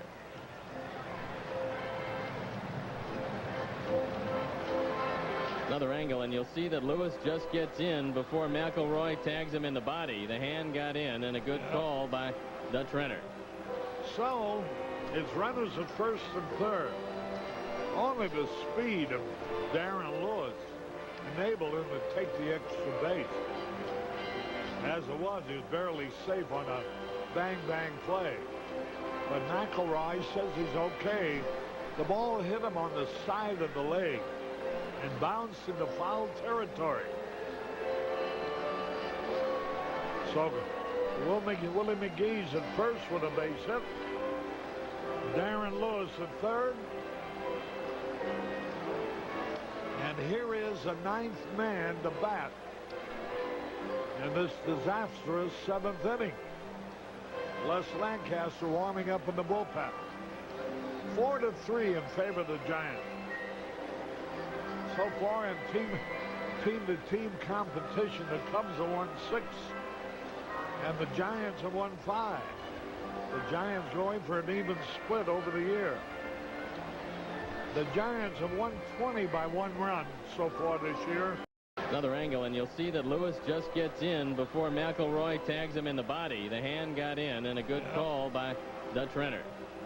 So, it's runners at first and third. Only the speed of Darren Lewis enabled him to take the extra base. As it was, he was barely safe on a bang-bang play. But McElroy says he's okay. The ball hit him on the side of the leg and bounced into foul territory. So Willie McGee's at first with a base hit. Darren Lewis at third. And here is a ninth man to bat in this disastrous seventh inning. Les Lancaster warming up in the bullpen. 4-3 in favor of the Giants. So far in team-to-team competition, the Cubs have won 6, and the Giants have won 5. The Giants going for an even split over the year. The Giants have won 20 by 1 run so far this year and lost 30 by 1 run. The Cubs have won 31 by 1 run while losing 20 by 1 run. And of those 31 victories by 1 run, their record at home is 21-5.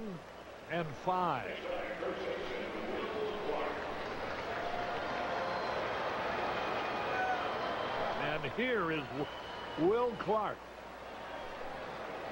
Runners at first and third, and Will is 0 for 7 in this series. Maddox struck him out 2 times in a row and got him to hit him a double play the other time in the first. First pitch in there.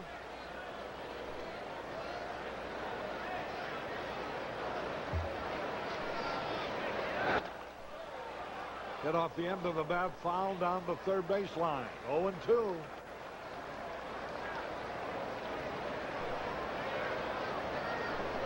The Cubs have led all the way since the third inning, when Sandberg put him in front with a 2-run double.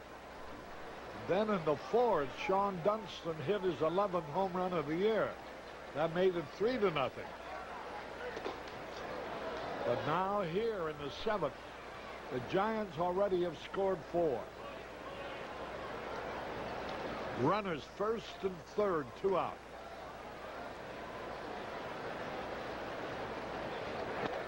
Ground ball to the shortstop. For the 4th out, that'll end the inning. But 4 runs, 5 hits, 1 error, and 2 left. We go to the bottom of the 7th. The Cubs trailing now 4-3.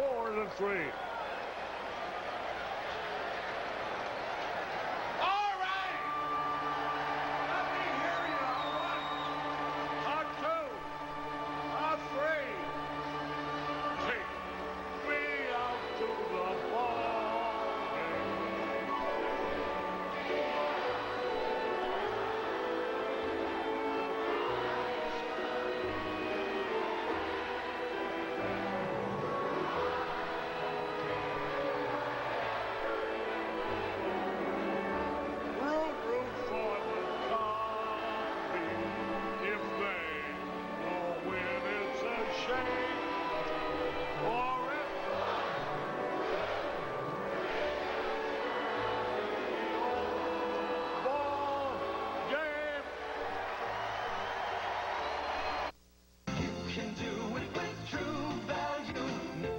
Pick up the hot buys, many just $1 each, like 12 Tucker plastic hangers with lingerie hooks. Then stock up on 2 packs of Total Care vacuum cleaner bags. You'll find sizes to fit most models. Or get 3 packs of 50 Mr. Coffee filters for basket-type brewers. These hot buys are just $1 each at participating True Value hardware stores and home centers.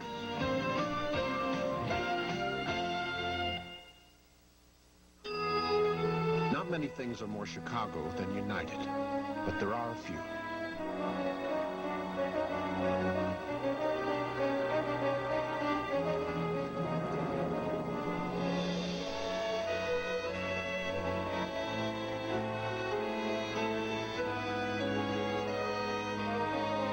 United, proud to be Chicago's hometown airline. Come fly the friendly skies. Sean Dunston will lead it off. The Giants. Brantley will be pitching, batting second. Decker's now catching. And Benjamin now playing shortstop. Decker behind the plate. Here's Brantley's pitch. 1 ball, no strike. Brantley comes into this one at 5-2, a sparkling 2.64 ERA, on for the 58th time. And he's been the real bright spot in that bullpen.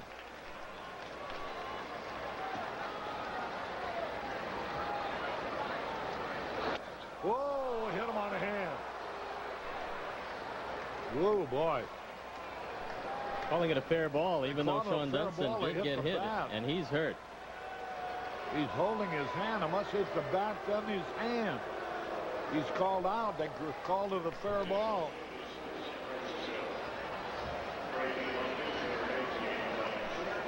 His left arm, looks like a left hand. I don't think it hit the hand, Harry. It looks like Sean Dunston was just jammed with the ball. In other words, he had his hand back, and it might have just jammed the wrist. Arnie, if you show it again, we'll see where the ball hit. And it looked like it hit about 4 or 5 inches from his hand.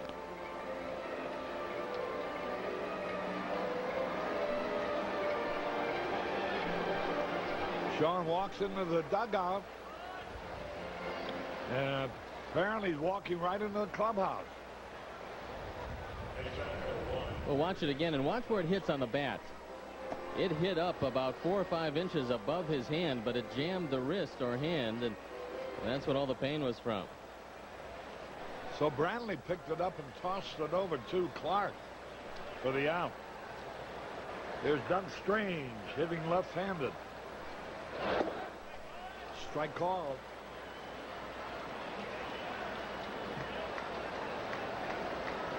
The Mets are batting the bottom of the 8th, tied with Atlanta. There's a base hit for Doug Strange. Boy, what I like about that kid, when he hits the ball, you can hear it up in the radio booth. There's a real zing to it. That's his second hit, 1 right-handed, 1 left-handed. Jim Essien, who managed him in AAA, said that despite the fact that he is not a long ball hitter as a rule, he does have a very lively bat, and we've seen it the last couple of days. The ball does seem to jump off the bat. He didn't hit the ball hard from the right side in the 4th inning, but he looped a base hit, but that one was a rope. Here's Rick Wilkins hitting .226, 5 homers, 20 RBIs. Strange is back. The Cubs trailing now 4-3. Bottom of the 7th. The White Sox out in front of Texas. 3-0 at the end of 4.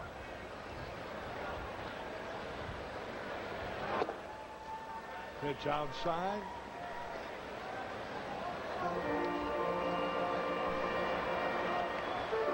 And Roger Craig coming out. He wants to talk to his pitcher, Jeff Brantley. The big save man on this team, along with Brantley, who has 12, is Dave Righetti, who they got as a free agent in the offseason. Righetti got off to a very slow start this year, and despite the 2-6 record, ERA very respectable at .339, and he does have 20 saves for them. One out, one on. 4-3 Giants lead.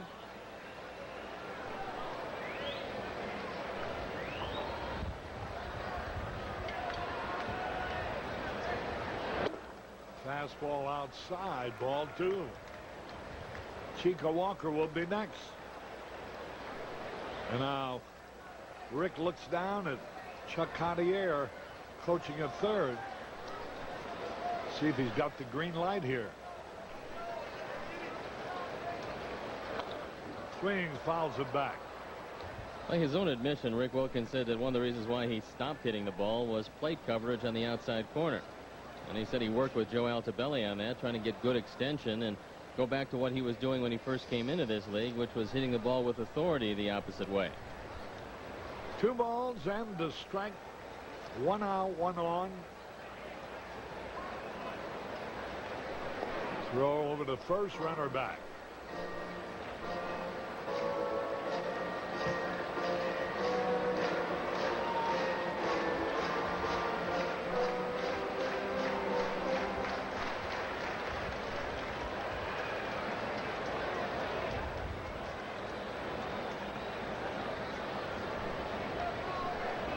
Again the throw.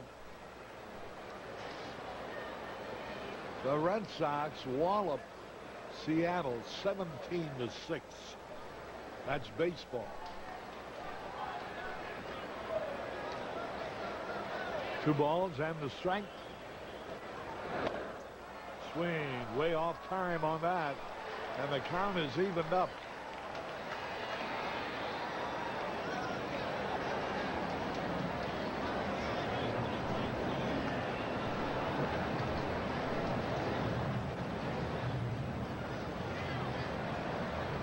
Brantley had a great year last year with the Giants, a 1.56 ERA in 55 games.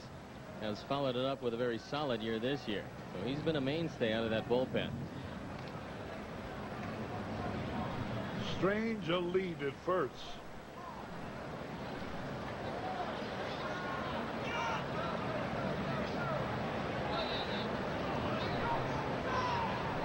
A little bit high, ball 3. 3-2. And let's see what happens now with 1 out.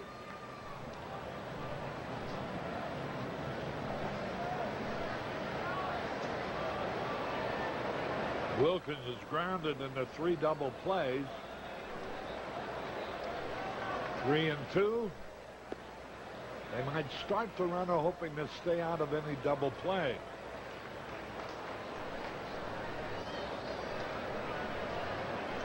He looks at Cartier again. 3-2. There goes the runner. Swung and he fouled it back. Had a good cut.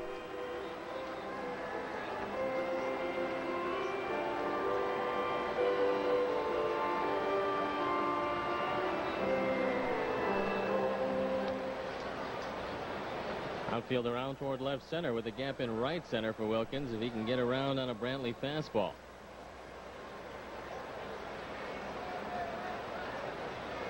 Strange a lead. The throw again. Crowd quiet. 3 balls, 2 strikes.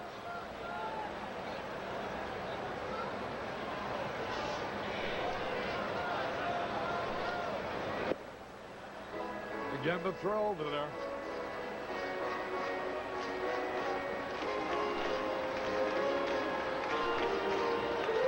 Toronto ahead of the Indians 11-4 in the bottom of the 9th.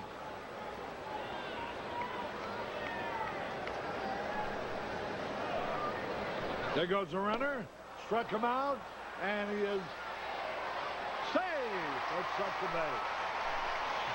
So Strange is credited with his first stolen base for the Cubs.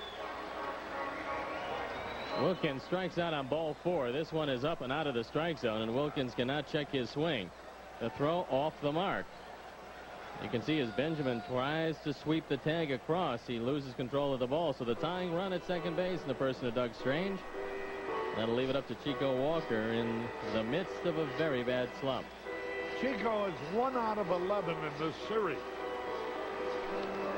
base hit here would tie it up. 4-3 in favor of the Giants.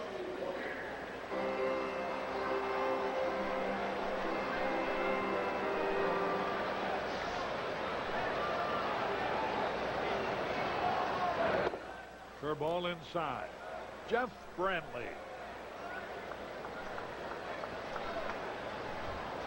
He was on the disabled list a little earlier in the year.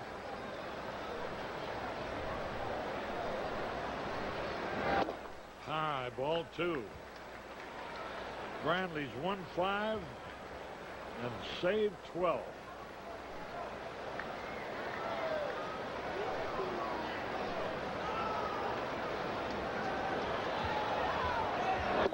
Ball 3.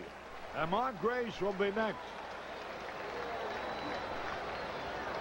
3 balls, no strikes.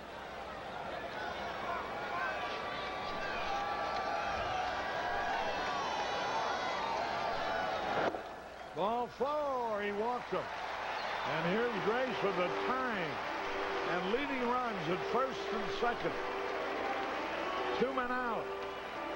Grace, 1 out of 3 today. 2 out of 11 in this series.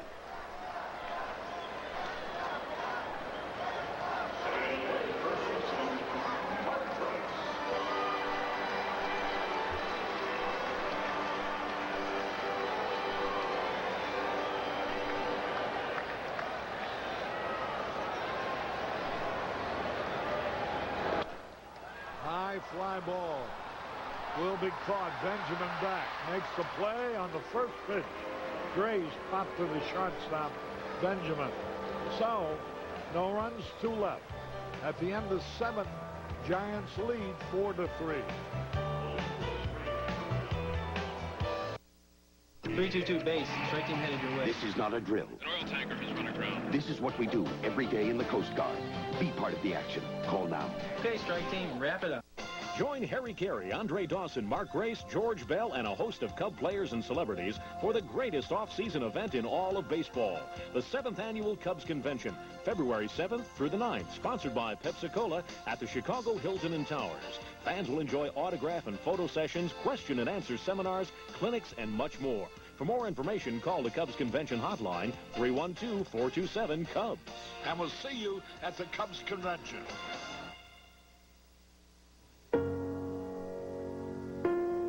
It's where individuals become a family. It's where they share memories and news and opinions. It's where parents get to know their children and their children's children.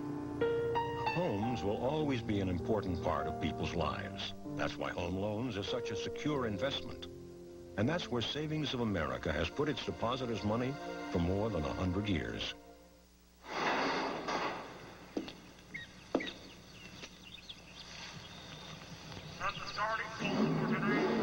This fantasy is brought to you by 76. Since 1951, we've fueled more NASCAR winners than all other brands combined. And we put that same winning spirit into gasoline 3-or car. And that was a fine piece of driving. Oh, but nothing. What's that, Murph? Nothing yet. Hit the road and grab a Cubs sport bag for $7.76. Only at 76. A participating advertiser in Cubs baseball is the Illinois Lottery. Have a ball. Play the lottery.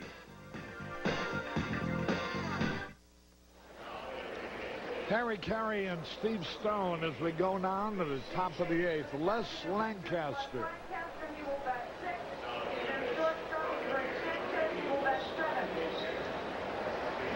Vizcaíno comes in to play shortstop. Rick Wilkins behind him. Miguel Sanchez coming in to play shortstop. Ray, R-E-Y, Sanchez. This is our first look at this kid. Had a fine year at Iowa where he hit about 290-something.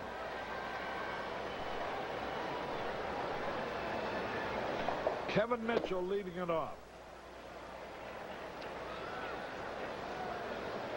This is the 3rd time today he's been he's the cleanup hitter, but he's actually been the leadoff man of an inning. And that means they got Will Clark to make the 3rd out. 3 different times.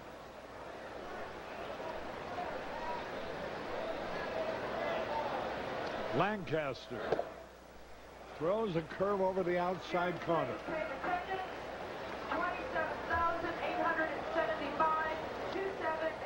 27,875 paid.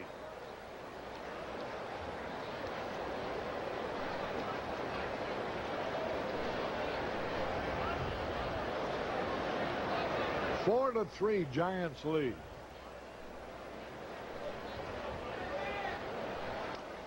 Atlanta batting at the top of the 9th, tied with the Mets 4-4. The strike call struck him out. Kevin Mitchell is out on strike.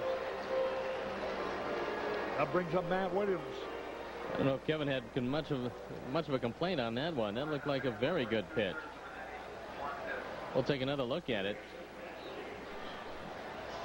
That one over the inside corner, just about knee high. Brian Hunter hit a home run off of John Franco in the top of the 9th. And the Braves lead the Mets 5-4. Here's a pitch fouled off.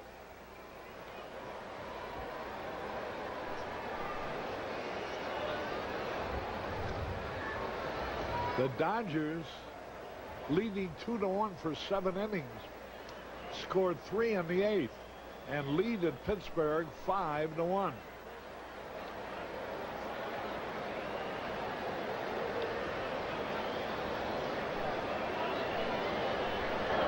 There's a curve outside.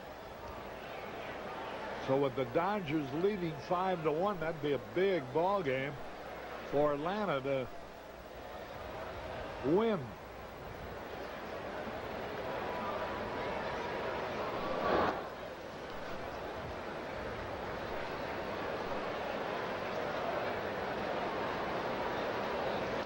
Two balls and the strike.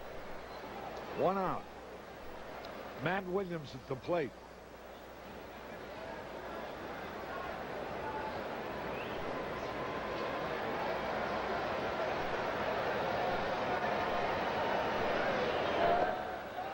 Ball 3. 3-1. Williams with 1 out of 3 has hit the ball hard every time up.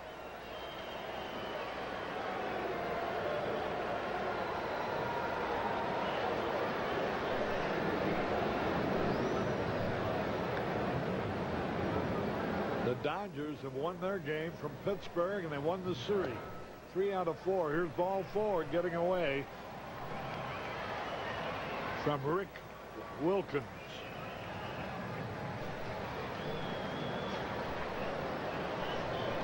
So with 1 out, the Mother Superiors are here, Arnie. One out, 1 on. The Pirates dropped 3 out of 4 at home to the Dodgers.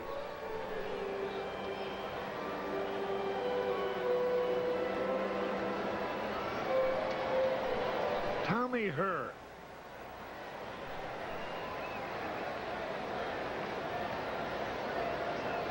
Got a big hit in that 7th inning. Runner back. The rampage started with 1 out when Williams singled and Herr singled and the pinch hitters singled Leonard to fill the bases. And that's when another pinch hitter, Kevin Bass, tripled to change this game around. His triple tied it up 3-3, and he scored when another pinch hitter, Mike Felder, squeezed them home. The Dodgers start out their most important road trip of the year, winning 3 out of 4 from Pittsburgh. This is an 11-game road trip, the first 8 games on the artificial surface, where the Dodgers were 10 games under 500. But they've started out in fine fashion, so it looks like both Atlanta and Los Angeles are going to close with a rush. Unusual when 3 straight pinch hitters deliver for you, but they did for the Giants. Curveball a little bit outside, 1-1.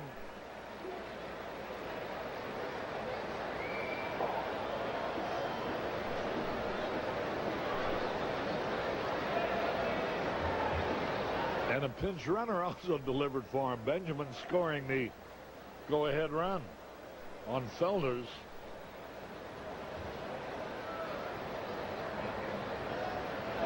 There's the pitch outside. 2 balls and the strike.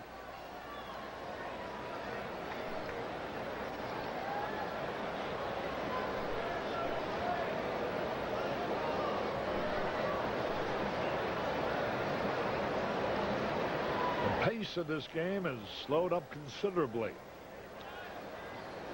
2 balls and the strike. There goes a runner fouled out of play. 2 balls, 2 strikes. The Phillies are leading in Houston 3-0 in the bottom of the 6th. Atlanta, with Hunter hitting a homer in the 9th, are leading the Mets 5-4. The Mets made all of their runs in the 1st inning.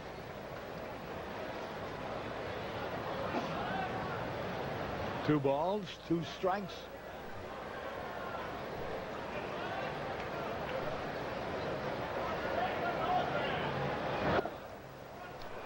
Ball 3, 3-2 again. That's what he had with Matt Williams, then walked him. He's got 3-2 again, and let's see if Matt Williams will go. Well, you saw him go on 2-1. I got to believe he's going to be going here with her, an inviting double play target if he hits the ball on the ground. There he goes. The pitch is outside, ball 4. So Lancaster's walked 2 in a row.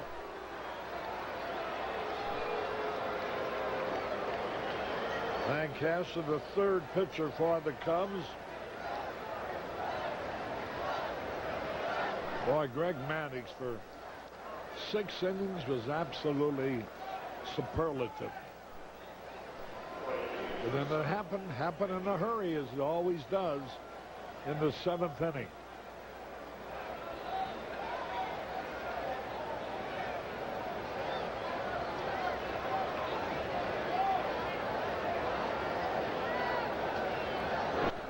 Foul back.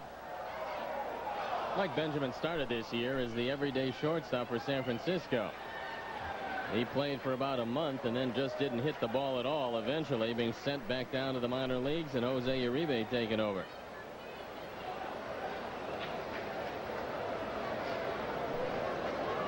Benjamin has had a total of 8 hits. 2 of them have been home runs. There's a high fly ball. Chico Walker coming in under it, makes the catch. 2 away. And here is Steve Decker.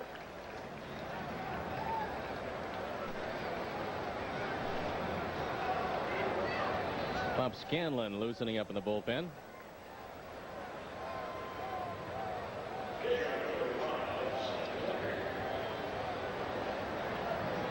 Decker, like Benjamin, started this year as the incumbent.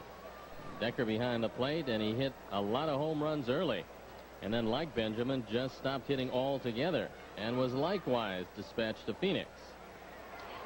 Decker out of Rock Island, Illinois. 2 on, 2 out. 4-3. There's a line drive in a short right field. Andre Dawson comes in, makes the catch. 2 men are left. No hits, no runs. We go in the bottom of the 8th. The Cubs trail 4-3. Reserve your ticket for family fun at beautiful Wrigley Field. For tickets, stop by the Wrigley Field box office or call 312-831-CUBS. Baseball and good times at Wrigley Field, Chicago's place to play.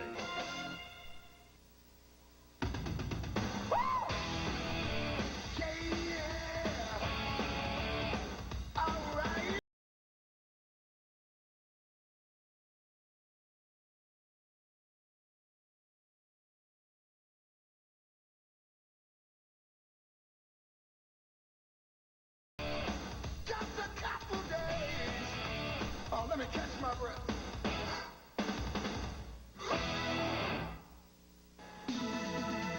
Take a look, it's a great way to serve. The U.S. Air Force Reserve. working with the best. What you learn can work for you. The challenge has begun. Take a look. It's a great way to serve. The U.S. Air Force Reserve. The U.S. Air Force Reserve. Well, the Nissan Summer Challenge is over. Now it's time for the Nissan Year-End Challenge. The last of the award-winning 1991 Nissans are on their way to your Chicagoland Nissan dealer, and he's giving you his best deals of the year. Think you can find a better deal on a better car? Lots of luck. Take the Nissan Year-End Challenge today! It's our biggest sales event of the year!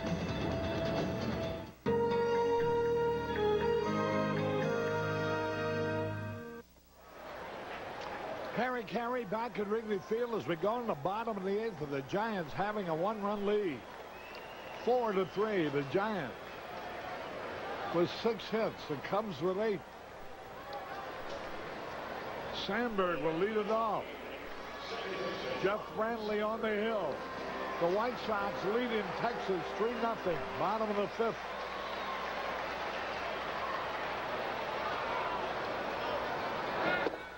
A little bit inside to Brantley. A little guy, 5'11", 590, 28 years old. Les Lancaster due up 4th this inning, and if the Cubs are going to do something, they'd like to do with Sandberg, Dawson, Bell, and a pinch hitter for Lancaster. There's a pitch, a little bit low, ball 2. 2 balls, no strikes. Bottom of the 8th. Cubs trying a sweep. Ball 3. The Cubs swept the Giants in San Francisco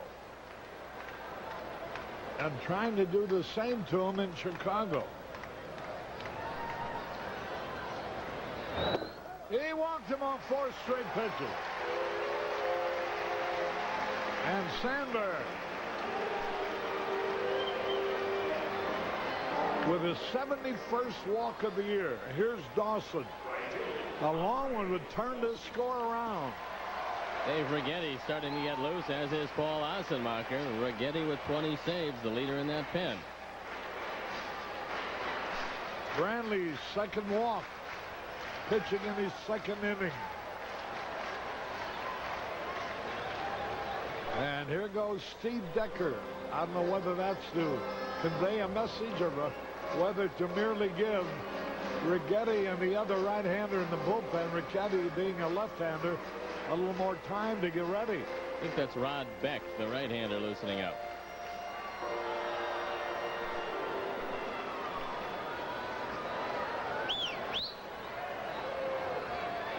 Montreal beat Cincinnati 4-2. Ball high, 5 pitches in a row without a strike.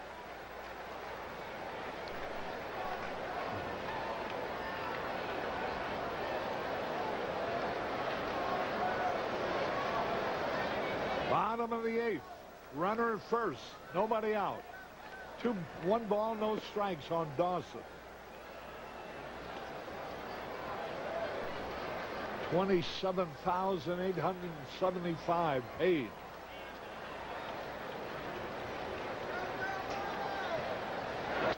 Oh, again, he jammed the bat off in his hand. He busted the bat. He's an easy out, very much the way he retired Sean Dunston. Another high fastball riding inside. This time Andre Dawson can't get the hands out, and the bat just shatters. And so, the good news is that the Cubs have the tying run in scoring position as Sandberg advanced to 2nd. Dawson was going to swing. He jammed the bat off right in his hand, broke it, and he was an easy out at first base. Now watch this. Trying to hold up on his swing.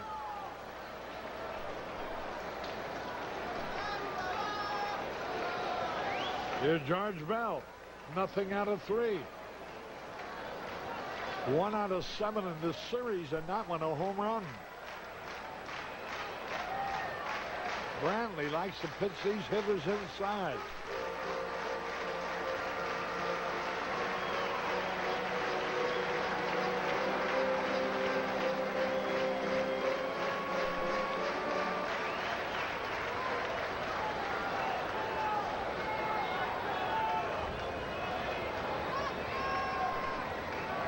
For a long one. High inside. Brantley has given up 7 home runs this year in 79 innings, so it can be done against him. He does have also 5 wild pitches, and that ties him for the team lead in that department. Boy, he had thrown 5 straight pitches without a strike. There's a high fly ball going to be caught near the warning track. Here's Sandberg tagging up, trying for third. He makes it. So now you would say, what's the advantage being on third base instead of second? They've enumerated 7 different ways you can score from third. You can't score from second. For example, a wild pitch, a pass ball, an infield hit, a balk. And a Damon Berryhill coming on to pinch hit, hitting 180. 1 for 11 as a pinch hitter, and that brings Roger Craig out. I don't think he wants Berryhill to hit from the left side, and we'll have to see what happens as Dave Righetti is going to come into this game. And it is Righetti walking towards the mound. Roger Craig out there. He's going to switch his second baseman also. I think Robbie Thompson's going to come into the ball game to play second. We'll have more for you following this message.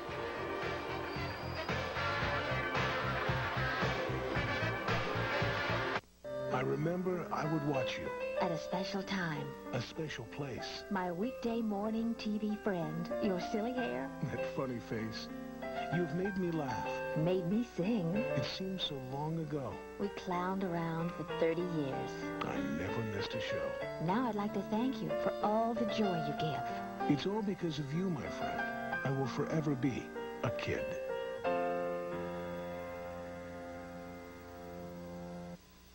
Mom says our car's a dinosaur. Dad says it's so noisy, there must be a monster under the hood. My brother says it's so slow it must be powered by hamsters. I think this is their way of saying we need a new car. So that Mom can show it off and Dad and my brother can look at girls that would get them both in trouble. Well, they should buy one right now, because there's never been a better time to buy a new car. Heck, even a kid knows that.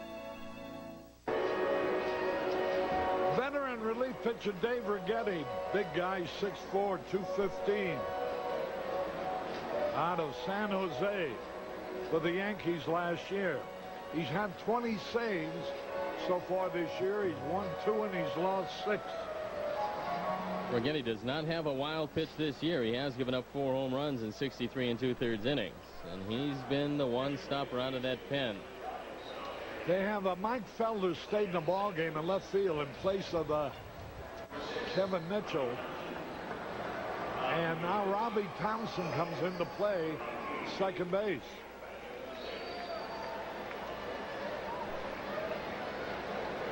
Is that Felder out there? Or is Mitchell still in the game? Yeah, that is Kevin Mitchell stayed in the game. I think that's Felder in right.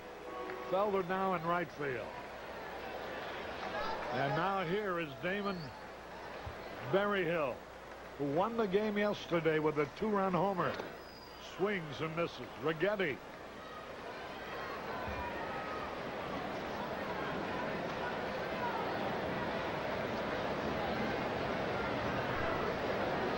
.33-year-old left-hander.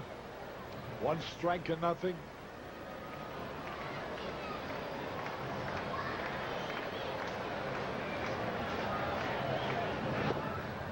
Strike called over the outside corner. He thought that pitch was low and away. Berryhill batting. Damon's had a tough go of it this year from the right side, just 2 for 35. And look at the numbers there. But perhaps he got a chance to face a few more left-handers in AAA.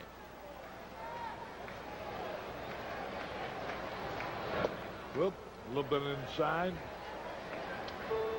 Ray Sanchez would be next. Let's pause here for identification. This is WGN-TV Chicago, America's #1 sports station. 1 ball, 2 strikes. Tying run at third. Fouled it. Hit him off the foot. 1 ball, 2 strikes. Bottom of the 8th. 4-3 in favor of the Giants. Dave Righetti in relief. He's appearing in his 54th game. In 64 innings, he's allowed 53 hits.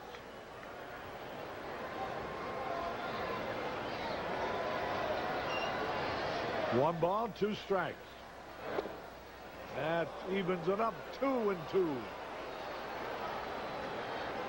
Boy, how about that Atlanta ball club? They spotted the Mets 4 runs. They trail them 4-0 for 2. Tied it with 1 in the 8th.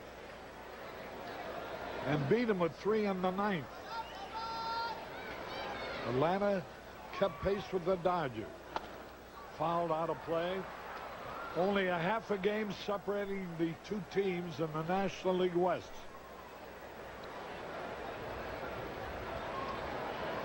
Dwight Gooden, of course, is finished for the season, but they say the surgery is not as important as they thought. Whenever you work on a pitcher's throwing arm, you can bet it's as bad as you think. There's a high pop foul out of play. 2 balls, 2 strikes.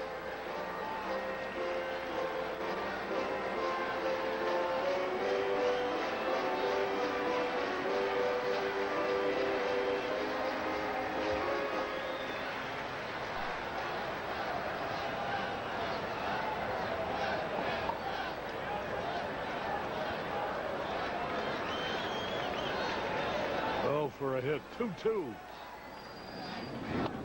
Fouled it back again. A stubborn duel here between veterans. Dave Righetti.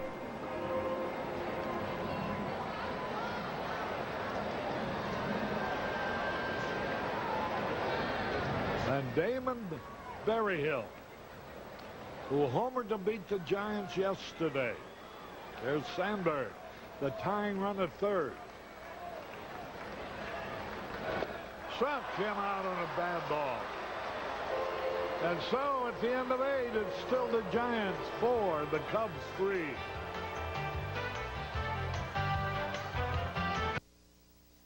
I met him on Saturday. He is so cute. I've never felt like this before. He has the most amazing eyes. When he smiles at me, I can just tell that we need each other. Hey, big fella. Emily is a volunteer helping babies with AIDS. To learn what else you can do in your community, call the Points of Light Foundation. Do something good. Feel something real. Save $2,983 with Buick's new lease program. Now, for a limited time, you can drive a new Buick Park Avenue for just $399 per month for a short 36 months, with no extra money down, just a refundable security deposit and first month's lease payment. That's right. You can drive the luxury car Consumers Digest ranks as a best buy for just $399 per month over 3 years. And that's not a stripped-down Park Avenue. It's loaded with luxury options. For an amazing short-term, low-cost lease, see your participating Better Buick dealer today. WGN salutes excellence in Chicago's kids with the Extra Effort Award. If you know a Chicago area high school student who's made a difference in their community through activities as well as academics, let us know. To get your nomination form, send a self-addressed stamped envelope to WGN-TV. If chosen, he or she will receive the Extra Effort Award and be profiled on WGN's midday at 9 o'clock news. WGN-TV knows that kids shape our future, so we're investing in them for kids' sake. Celebrate 30 years with one clown who's outstanding in his field.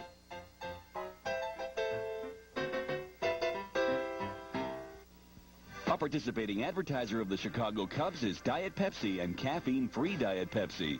You've got the right one, baby. Uh-huh. Harry Carey back at Wrigley Field. Paul Asemacher comes in now. He's the fourth Cub pitcher. He's 1-7. He saved 13. He can't save anything today, but he could be the winner. Let's take a look at the scoreboard. In the American League, Minnesota has a 6-4 lead over the Yankees. Oakland beat Detroit 7-4. The Red Sox murdered Seattle 17-6. Toronto beat Cleveland 11-5. Kansas City edged Baltimore 3-2. There's Mike Felder, who has a pinch hitter squeezed in the go-ahead run when a perfectly placed bunt in the 7th inning. Switch hitter. Asemacher, a ball and a strike. Earlier in this year, Felder was the leadoff hitter, losing that spot to Darren Lewis. Outside, ball 2. 2 balls and the strike. Felder has great speed, and he was a big addition to this team, desperately searching a leadoff hitter after the departure of Brett Butler.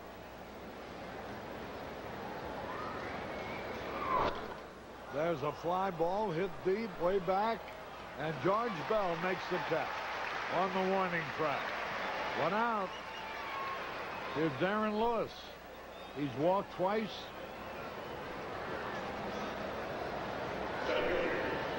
Oh for 2.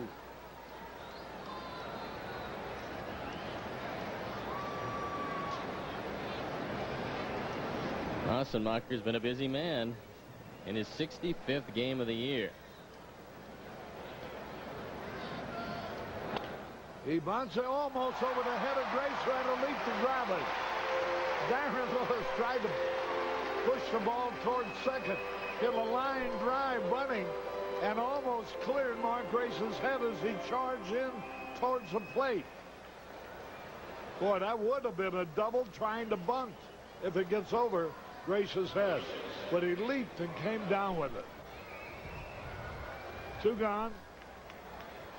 That's the first line drive Darren Lewis has hit today, and that was when he was bunting. Robbie Thompson getting his first action of the day. Comes in with 18 home runs. This is Darren Lewis. Now watch his bunt. He's trying to push it towards Sandberg. Almost got it over Grace's head.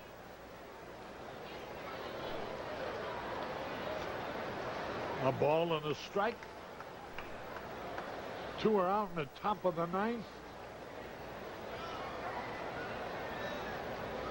Ray Sanchez, playing short now, will lead off for the Cubs in the bottom of the 9th.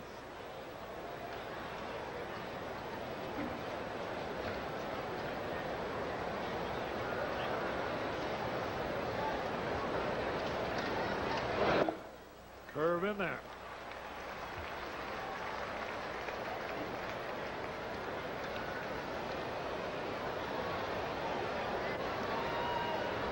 Two balls, 2 strikes.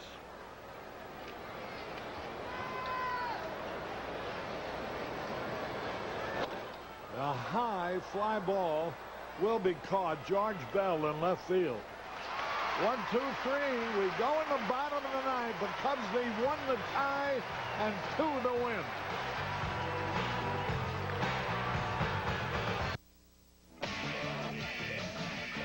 This is not a drill. 3-2-2 base. Strike team headed your way. This is what we do every day in the Coast Guard. Your position, strike team. Attacking spills and pollution is just one of the real missions we tackle. The oil is contained. Okay, strike team, wrap it up. Be part of the action. Call now, toll free. I remember I would watch you. At a special time. A special place. My weekday morning TV friend. Your silly hair. That funny face.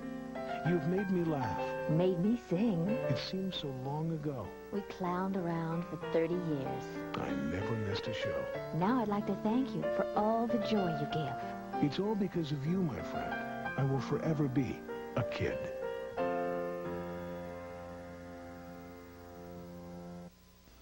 checked out the 91 Nissan Maxima yet? We challenge you to find a better deal on a better car. Road and Track calls it the world's best sedan in its class. Your Chicago dealers are rolling them out. Sales are at record levels. Come see why. The 92 Maximas are coming, and we've got to move the 91s out. So now's your best chance to make your best deal. And special factory-to-dealer closeout incentives make the 91 Maxima a greater value than ever. So hurry. Take the Nissan Challenge at your Chicagoland Nissan dealer today. You can do it with true value. When's the right time to paint your home? Right now, with the lowest price of the year on quality True Test Easy Care Flat Finish. Power priced at $10.48 a gallon. Then save on their quality Weatherall Flat Finish house paint for $12.98 a gallon. And save on Woodsman Naturals for siding or decks. Power priced at $16.98 a gallon during True Test home decorating savings at participating True Value hardware stores and home centers. Harry Carey back at Wrigley Field. Doug DeCenzo is going to bat for Ray Sanchez, the shortstop. DeCenzo hitting .246, .294 right-handed. Sanchez had a good hitting year down in Iowa. As a pinch hitter, DeCenzo's 3 out of 23. Nothing out of 12 as a right-handed hitter. There's a looper, Mike drop. Mike Felder comes on, makes the catch. On the first pitch, DeCenzo flies out to speedy Mike Felder.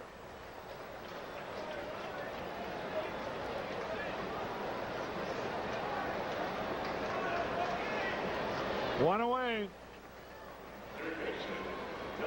And here is Doug Strange, 2 out of 3 today. Batting right-handed. Yesterday, double hitting left-handed. 1 out, nobody on. Righetti going for his 21st save of the year.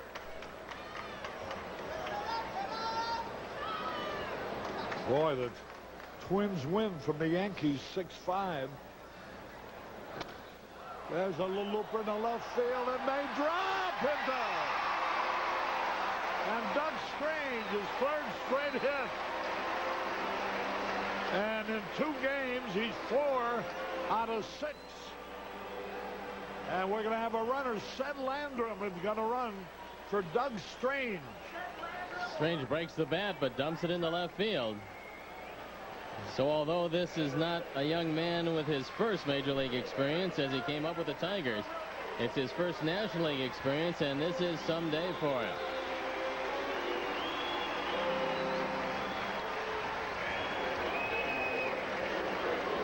And here comes Luis Salazar. Salazar as the pinch hitter. Louis must be familiar with Righetti from days in the American League. Louis hitting .272, 12 homers. As a pinch hitter, he's 2 out of 11. The tying run at first, 1 out. A long one, if long enough, would win it. Giants are leading 4-3. Strike call. Louis just coming back from a little bit of a groin problem, and so you hope he does not hit the ball on the ground. He's probably not running 100%. Mulholland for the Phillies pitched to shutout at Houston.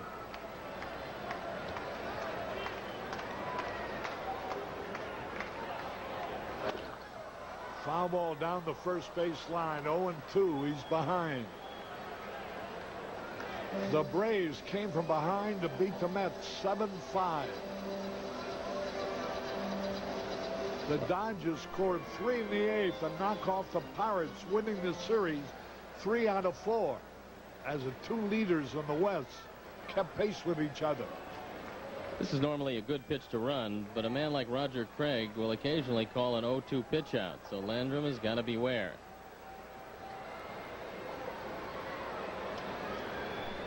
throw over the first runner back. Decker is catching now. The boy from Rock Island, Steve Decker. Good arm. 0-2 the count.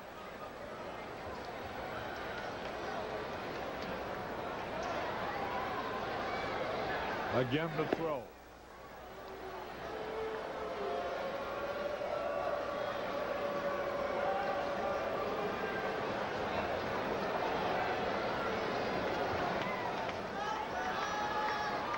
You see the scoreboard operators looking on.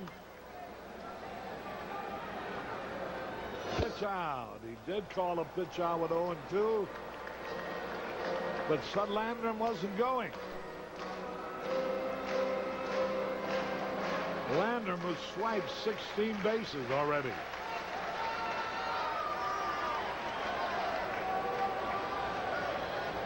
Been thrown out 3 times.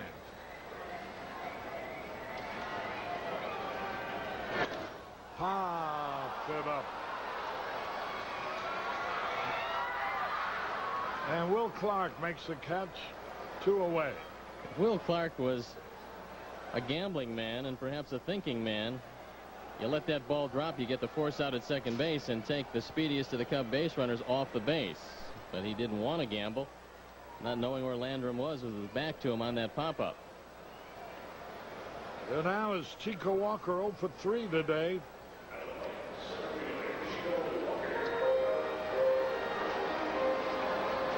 If the Giants win, they even the play between the two teams. 6-6 is the last time they meet this year.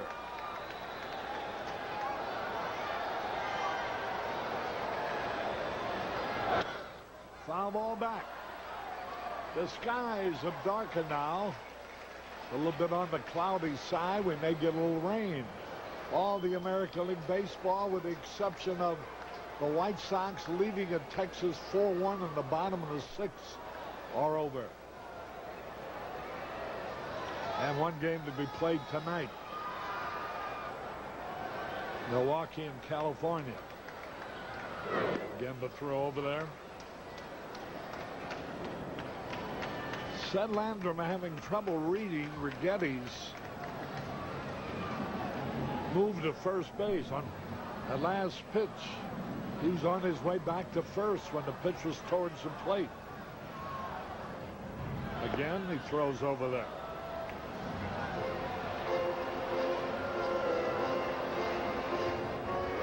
Four to 3, the Giants lead.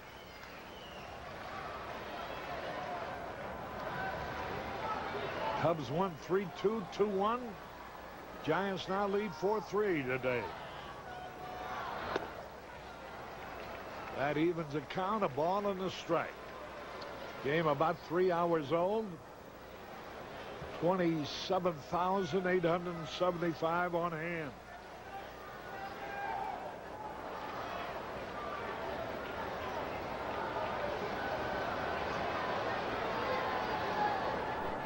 The Bears beat Tampa 21-20.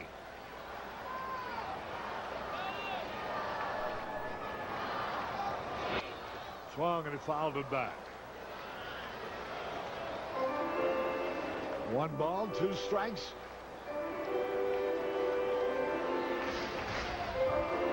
The important game.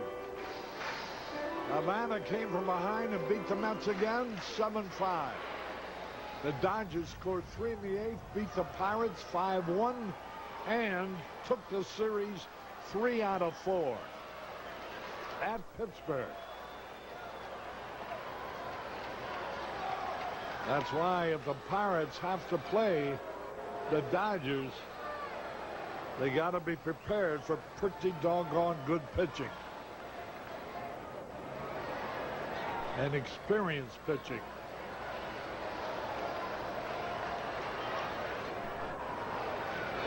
High ball. 2-2.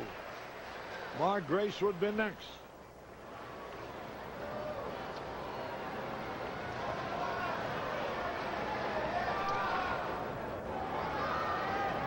Two out. Giants leading 4-3, bottom of the 9th. 2-2 on Chico Walker. Ball 3, and this helps the Cubs another way, because any kind of a long single running on a 3-2 pitch, the speedy Seth Landrum would have a chance to score all the way from first base.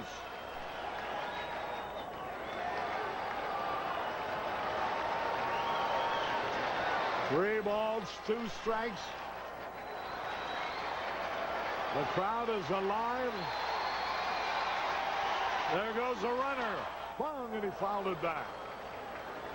Now, Will Clark is not even holding Landrum on. He's playing back to guard against a hit by first base. And Steve Decker's out to talk to Dave Righetti, veteran pitcher.